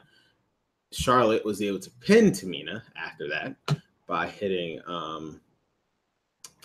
with a super kick basically, and now she earned the right to face Natalya. So now at Hell in a Cell will be for SmackDown Women's title. Natalya will defend her SmackDown Women's title against Charlotte. Should be an interesting match. What a year a difference makes. A year ago around this, not around this point, but a year ago, it was Natalya challenging Charlotte for the Raw. I mean, for at the time, the women's title, because it was the only women's title in the company. And now it's the challenger. The roles are reversed. Natalya's champion and Charlotte's challenger. We'll see how it works now. And then again, the roles are also reversed. Charlotte was a heel and Natalya was a face back then. Now it's reversed where Natalya is the heel and Charlotte's the face. We'll see what happens at Hell in a Cell. Now with SmackDown. I thought it was, again, decent show. Again, Shane McMahon and Kevin Owens really building up their Hell in a Cell matches. I believe now is the main event because none of the other matches are announced as inside Hell in a Cell. Aiden English looked like they're building Aiden English as proper mid-card. Superstar Rusev, hilarious. Say with Orton, with him with that one victory makes him like he won the fucking world title. We'll see where that goes. That controversial segment with Shinsuke, a potential triple threat, unconfirmed, but potential triple threat for United States title Hell in a Cell featuring 3 of my favorite superstars on WWE. And especially on the SmackDown roster, if anything. Glad to see Becky and Charlotte back on TV. You know, Becky should have fucking won. We'll see what happens with the Hype Bros. We're still unconfirmed whether or not the New Day's SmackDown Live Tag Championship match against the Usos are inside Hell in a Cell. If it does, it will make history. Dolph Ziggler's this whole thing he's doing with the interest is possibly leading into the feud against him versus Bobby Roode. They only have 2 weeks left to do something with this. And Charlotte winning the number 1 contender match in the first match back. So now she'll face Natalya for the SmackDown Women's title at Hell in a Cell. On to 205 Live, which was focused on the face-to-face between Enzo and Neville and their upcoming match this Sunday at No Mercy. First off, Cedric Alexander versus the Brian Kendrick. It was a rematch from last week because Gallagher turned heel by attacking Cedric Alexander, aligning himself with Brian Kendrick, the guy who he was feuding with and the guy who was constantly making fun of him. And now we know his reasoning. I wish I could find the video. Damn, they didn't show it. But now we know his reasoning because he refused to get made a fool and could be considered a joke. That's why he aligned himself with Brian Kendrick would be considered a joke anymore. Cedric Alexander did win the match. But Brian Kendrick was done with him. He did this on purpose. He distracted him when he was walking up the ramp just so Jack Gallagher can attack from behind. That vicious headbutt against Cedric Alexander. So I'm assuming this is the feud now between basically Brian Kendrick and Cedric Alexander feuding with Gallagher obviously a part of this. I don't know what's gonna happen, but at least again, I love how Cruiserweight has proper feuds on their shows. It makes it that's what I'm glad what they're doing with 205 Live now. I think they weren't doing this before, but at least now it's clear their goal is to have proper feuds for all the superstars, or at least the ones that they're focusing on at the moment. Not just them. Hey, we all want the cruiserweight title match. They all want cruiserweight title match or try the title. But obviously, that's only one man at a time could possibly do that. No, they could have triple threats and fatal four ways, but at the time they had to compete against each other to show who's the best. And I love at least they're bringing proper stories here. Akira versus Noam Dar, but Drew Gulak was on commentary, and yet again we get to see the PowerPoint, that famous that I think that PowerPoint's over with the crowd. Again, Drew Gulak hit our goal with that PowerPoint. It's fucking brilliant. We have 271 slides to go.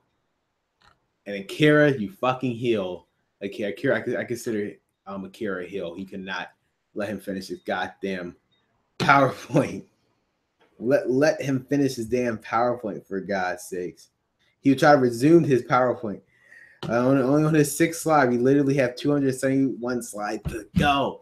If this has to, if they could somehow manage to hold us off to WrestleMania with the big reveal, the last slide, we actually finish the PowerPoint. What a journey! What a journey! That would be good. Noam Dar. It said Noam Dar is one of my top 3 cruiserweights. Again, the order is Neville, Grand Metalik, and Noam Dar, which should be used more often. I mean, I know he just got off of that almost year feud against Cedric Alexander and the whole Alicia Fox situation, but yeah, I guess time for him to rest up a little bit, which is understandable, I guess. We was supposed to get TJ Perkins versus Lindsay. I mean, we were supposed to get Rich Swann versus Lindsay Dorado, but before the match, all right, by the way, Akira defeated Noam Dar, but this is obviously the real feud is between Akira versus Drew. Because Drew Gulak, every time he gets interrupted, it's solely because, besides Fast Police, it's because of Akira Tozawa. So obviously, Drew Gulak is going to try to get his revenge there. It was originally supposed to be Rich Swann versus Lindsay Dorado. That was advertised. It was actually advertised in the start of the show. But TJ Perkins, before that, even told me, hey, man, we should have one more match. Our chemistry is great. Rich Swann was trying to tell him, man, if we keep fighting, I feel like our friendship is going to be affected by this. And it kind of ticked off TJ Perkins, and Rich Swann 100% correct. Rich Swann came out to fight Lindsay Dorado. That didn't happen. Lindsay Dorado got attacked backstage. Rich Swann was trying to figure out what was going on. TJ Perkins super kicked Rich Swann, which again solidifying himself as the heel in this. I thought he was slowly going to turn face, but this is he is properly the heel in this situation. And what was I about to say? Oh yeah, he is heel in this situation, and he turned on Rich Swann and said, "Yeah, man, it's over." He literally took a piece of his hair out. Like he really just ripped a piece of his hair out. So that was something different. And yeah, he left Rich Swann laying there. So obviously this feud is not over. I think we're gonna have one more match. TJP got his wish. We're gonna have that one more match. Enzo and Neville had their face to face. Neville, he was going in on Enzo. He was like, again, Enzo, what are you? You can talk. There's make no mistake about it. That's all you can do. You can't fight, and that's how you're going to lose at No Mercy. You can't fight. I mean, speaking a little truth here again, is Enzo a credible wrestler? We don't know, but Enzo said again, he's much more smarter than you. He's much more conniving than you, and he kind of showed he kicked him in his balls. He did a low blow on him. So again, we will see. I mean, my predictions is coming later on in this video. Not too long now. We've got to finish the next team and do our prediction, both me and Ron's prediction, about what's going to be happening at No Mercy. We will definitely see what happens. I think the inevitable is going to happen at No Mercy. That's all I can say. And that was 205 Live. We got to quick review what happened on 205 Live. We saw the continuation. We know why Jack Gallagher turned on the fans and aligned himself Brian Kim because he doesn't consider it a joke anymore. The continuation, Drew Gulak PowerPoint. Will he ever finish his slide? We have 271 more slides to go. God damn it, Gulak, you got this. TJ Perkins revealed his true colors, officially betraying Rich Swann and solidify himself as the heel in the situation. And the face-to-face between Neville and Enzo Amore leading up to their match at No Mercy this Sunday. And now on to NXT. First off, Johnny Gargano, which was focused on what the hell? The main event, which featured Trent Seven, Tyler Bate versus O'Reilly and Bobby Fish with Adam Cole at ringside. First things first, Johnny Gargano versus Tino Sabatelli. I don't know why I'm calling Tino Sammartella. I don't know why I would tell him that. Tino Sabatelli. This was because last week he beat his other friend, his partner, Roderick Mars. I know how to pronounce his goddamn name. God damn it. I don't know how to pronounce his name clearly. So he said, Lightning does a strike twice, he will beat him, and that's exactly what he did. So he's able to exercise demons again because it seemed like getting the whole Tommaso Ciampa thing is getting to him, but we will see. Bianca Belair defeated Lacey Evans again. That freaking whip of her hair is something else. Using it as a weapon. Lacey Evans did show some nice stuff in the ring.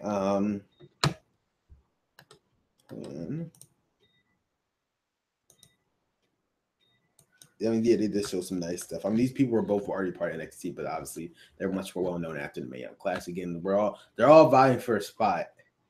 Like since Asuka's gone, people like her, Lacey Evans, Dakota Kai, which I'm so glad she's part of NXT now. They're also vying for a spot of against Asuka. There is going to be a fatal 4-way match at TakeOver Houston. Of who will win the vacant NXT Women's title. Did I spoil that? I feel like I spoiled that. I don't know. I think I spoiled it. Then we had the most interesting promo from NXT coming out of NXT this week. For the first time since his debut in NXT, Elias. Goddamn, I had to take my quick break, guys. So give me one quick second.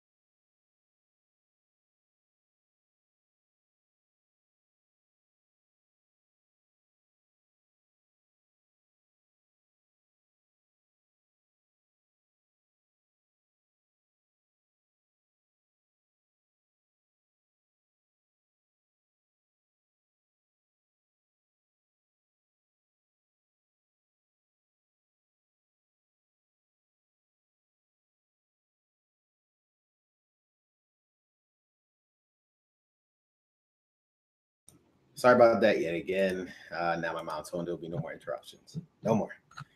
The Velveteen Dream interrupted a lot. Aleister Black after he cut his first promo in NXT, saying again he's here now. He had all these scars for his story, but now he has a message sent to NXT, but he couldn't even finish his message because Velveteen Dream came out, and what a interesting promo.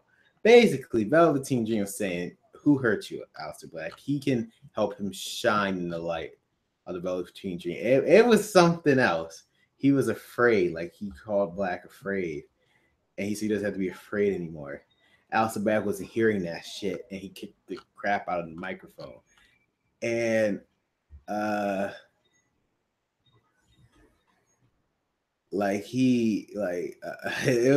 hard to describe. Basically, he tried to look like he was trying to kiss Aleister Black, but he just moved out the ring, and oh my god! Like, what the hell is gonna be happening with? These are two vastly different personalities.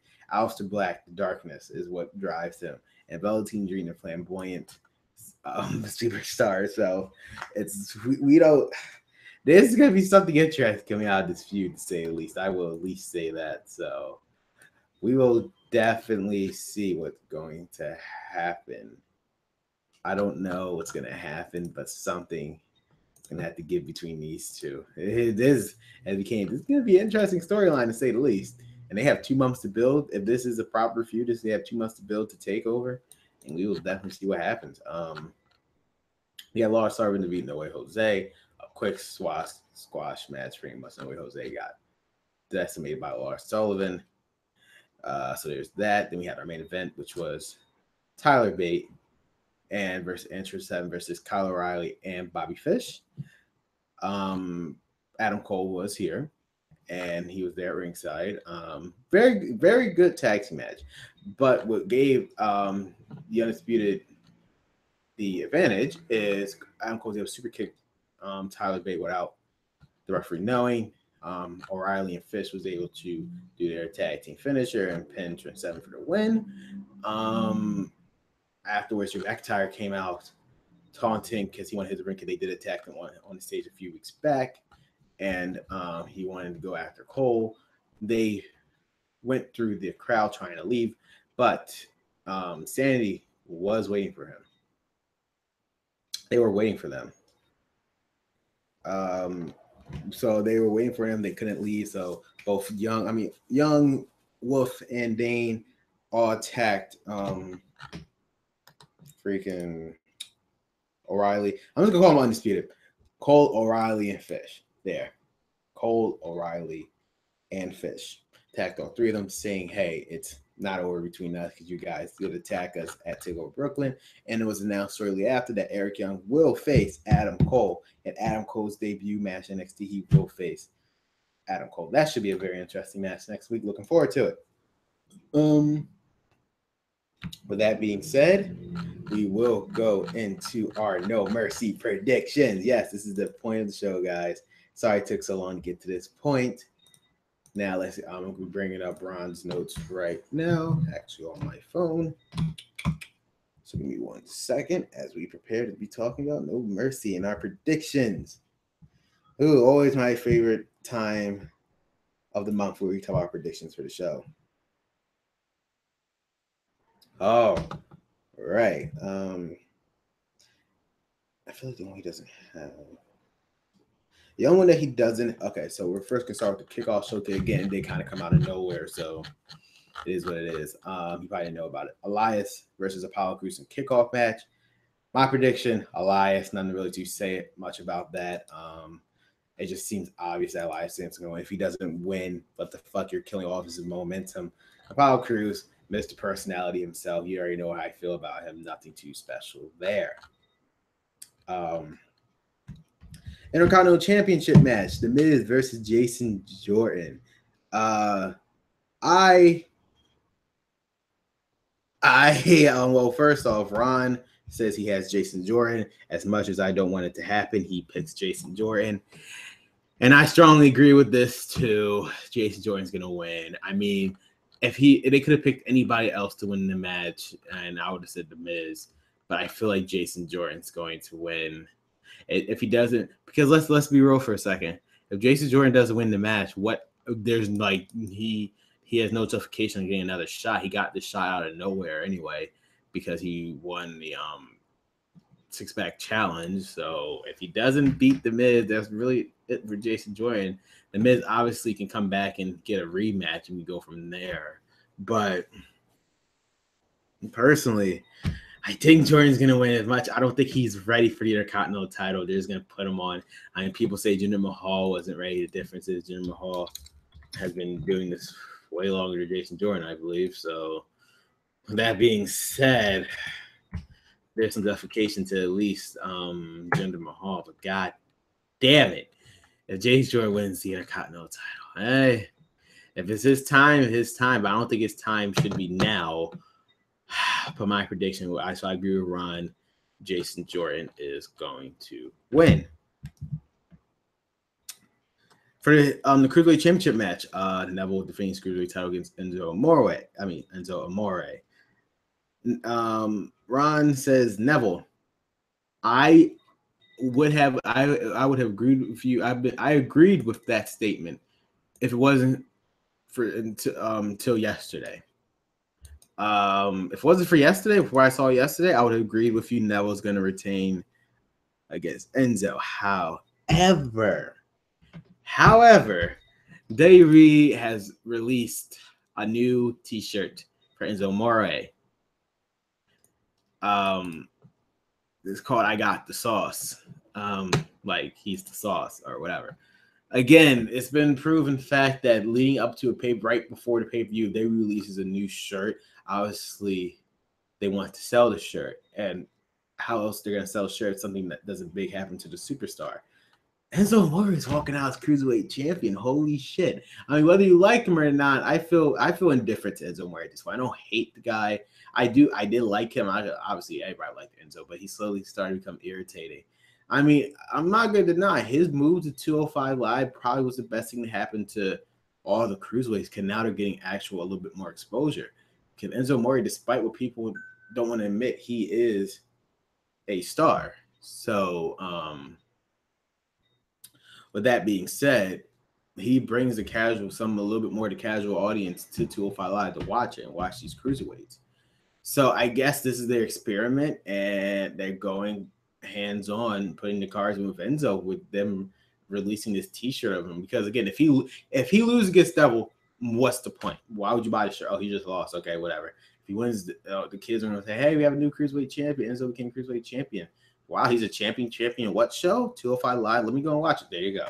I see what Dewey's doing. So, Ron, I know you said Neville. I agreed with you as of yesterday. I did agree with you. I thought it was going to be Neville 100%, but after they revealed this T-shirt, it's going to be Enzo. Because this it's just basically marketing. It's not even about logic at this point, just marketing. If you're going to release a shirt, you want to sell the product as much as possible. So it has to be Enzo. Enzo's going to win the cruiserweight title, whether people like it or not.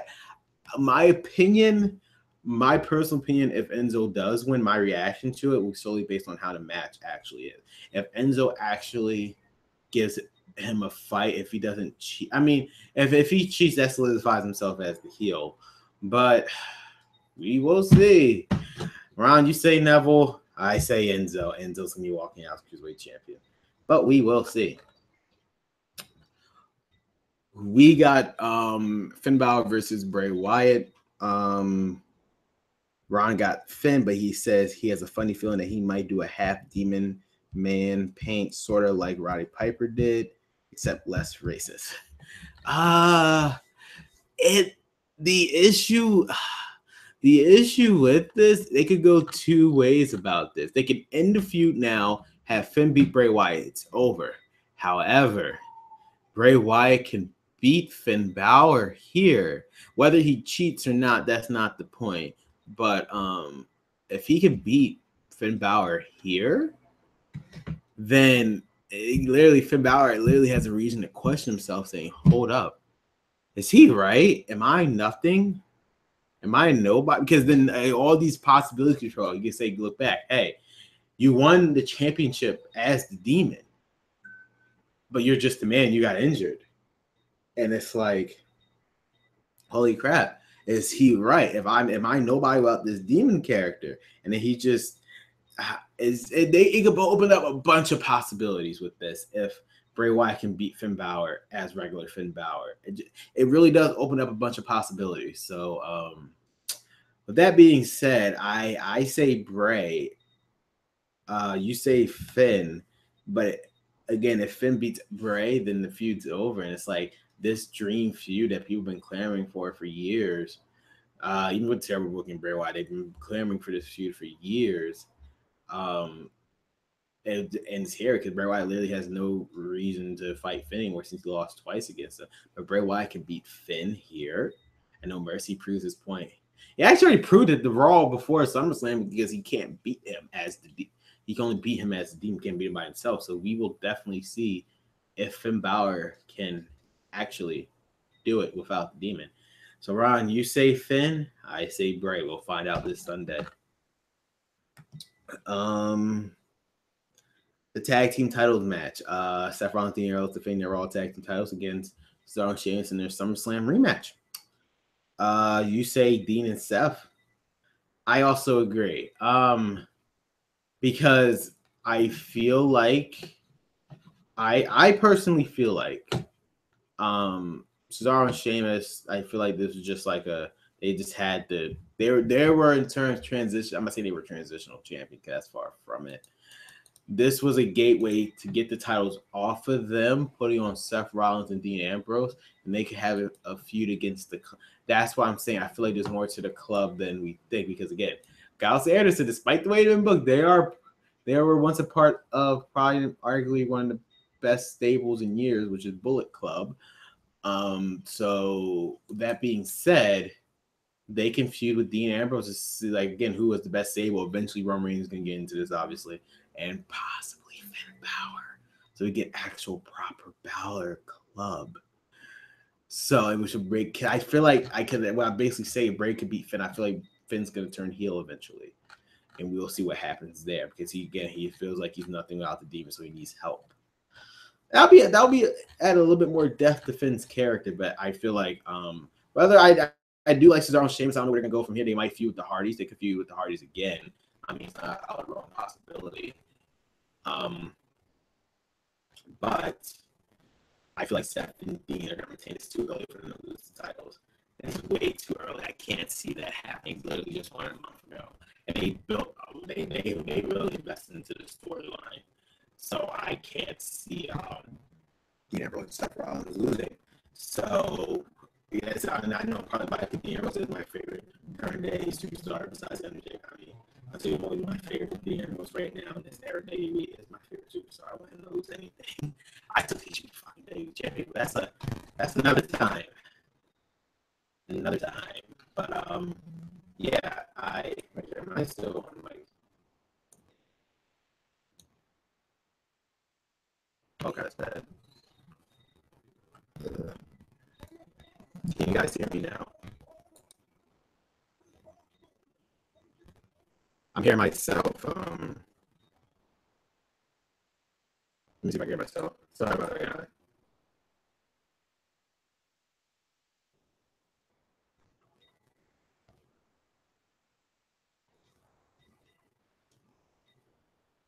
Why is it looking like that?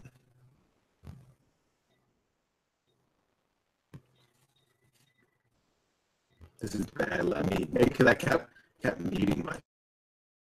What about now? We're good. That's bad.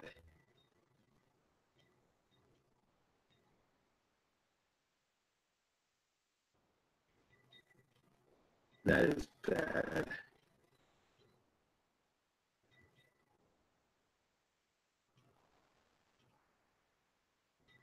I hope I sound like this the whole time. That's ridiculous.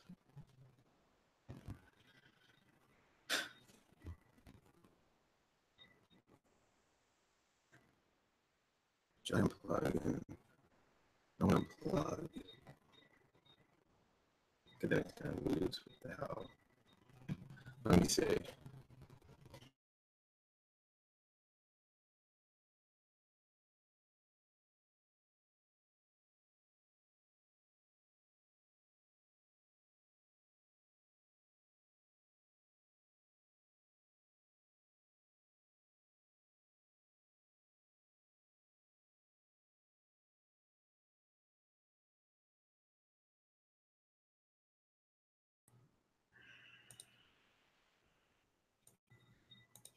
Can you guys hear me now?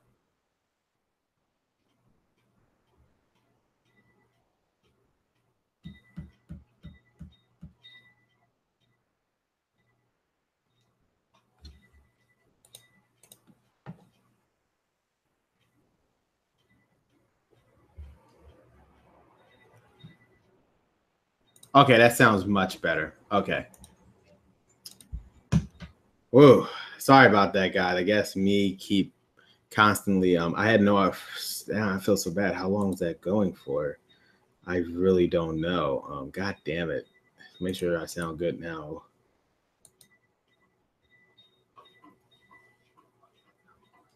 God damn it. I had to go on the stream. Hopefully, you guys were able to hear me. So I'm just going to recap all of our predictions real quick. Make sure you hear me clearly. I said Elias was going to be Apollo Crews. I said me and Ron both said Jason Jordan's going to walk out Intercontinental Champion. Ron said Neville's going to retain his title. I said Enzo's going to beat him. And now I was talking about how Bray Wyatt is going to win, and Ron said Finn. We both agreed that Dean Ambrose, Seth Rollins are going to retain. Did we hear that? Okay, so we are good now. I apologize, guys. I'm really sorry about that. We move on to the Raw Women's Championship Fatal 5-Way match. He's torn between Nia and Alexa, but he's gonna go with Nia Jax. I think Emma's gonna steal it. I feel like Emma's gonna steal it. Make sure I'm just so self-conscious now. Okay. I think she's gonna steal it because again, this proves my point even more. They added Bayley, make it a fatal 5-way. If this was their plan from the very beginning, granted, I don't think they knew that. I don't think they knew that Bayley was gonna be back in time, so it was probably a last minute thing. I originally remember this was originally just Alexa versus Sasha. Sasha could. I feel like Sasha's gonna turn heel because she's like, yo, I never got a one-on-one match. This is bullcrap. If I lose, this is bullcrap. She's gonna attack Bayley, or Bayley might like change. Like I don't. It's only possibilities in this fatal 5-way match. The point is, I feel like Alexa Bliss is gonna lose the title. I think Emma's gonna pin Bayley from behind. She's gonna walk out as champion. She's gonna literally steal the title. Bayley's gonna get frustrated, attack Sasha Banks, and it's just I don't know what's gonna happen. So self-conscious. It's just all I know is that I know you say Nia, I say Emma because there's no reason why Emma's in this match unless you're gonna do something with her. She especially now with Bayley back, it's because it's been a fatal 4-way. It'll have been good with that. But the fact that Emma is in this match, Emma has to win. Emma has to win. If she doesn't win the title, this was all for nothing for Emma. I don't see the point. She has to win. Then we get on to one of the two main events of the night. You say Cena over Roman. I know because you've been saying this. You pretty much had your prediction because you've been telling this again. If Cena can beat Roman, he can say, hey, I'll see you again at WrestleMania. And then Roman gets his win back at WrestleMania. I don't think that's the case. I think Roman's going to go over Cena because let's think about this realistically for a second. After getting demolished after demolished after demolished by John Cena in these promos, yeah, I'm just checking. Okay. Yeah, after being demolished after demolished after demolished by John Cena in these promos, it's like Roman Reigns has to win. And it makes sense because Cena is leaving after this is his last pay-per-view of the year, him and Brock Lesnar. He has to get this win. I feel like that he's going to get this win against Roman Reigns. So,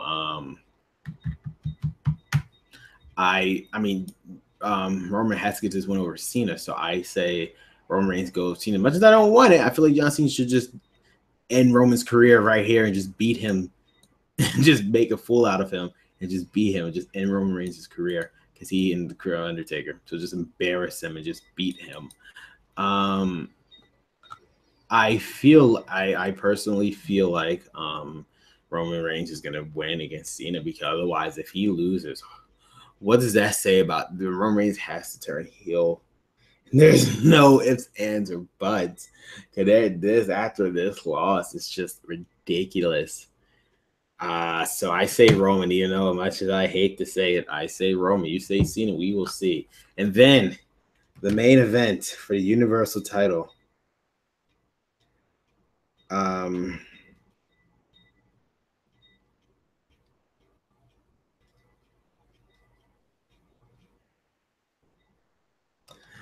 You say Braun over Brock, and I do agree. You're saying they spoiled the fact that at a later Canadian house show it's gonna be Roman versus Braun. So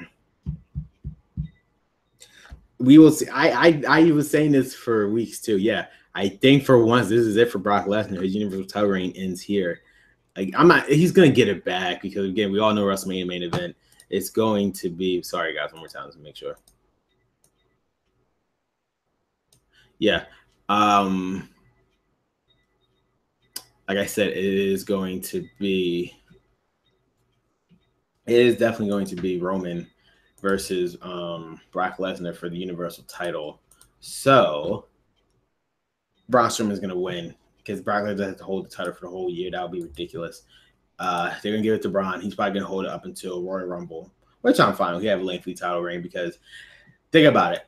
If this is Brock and John Cena's last pay-per-view for the rest of the year, how the Raw brand's going to do? They need a dominant champion.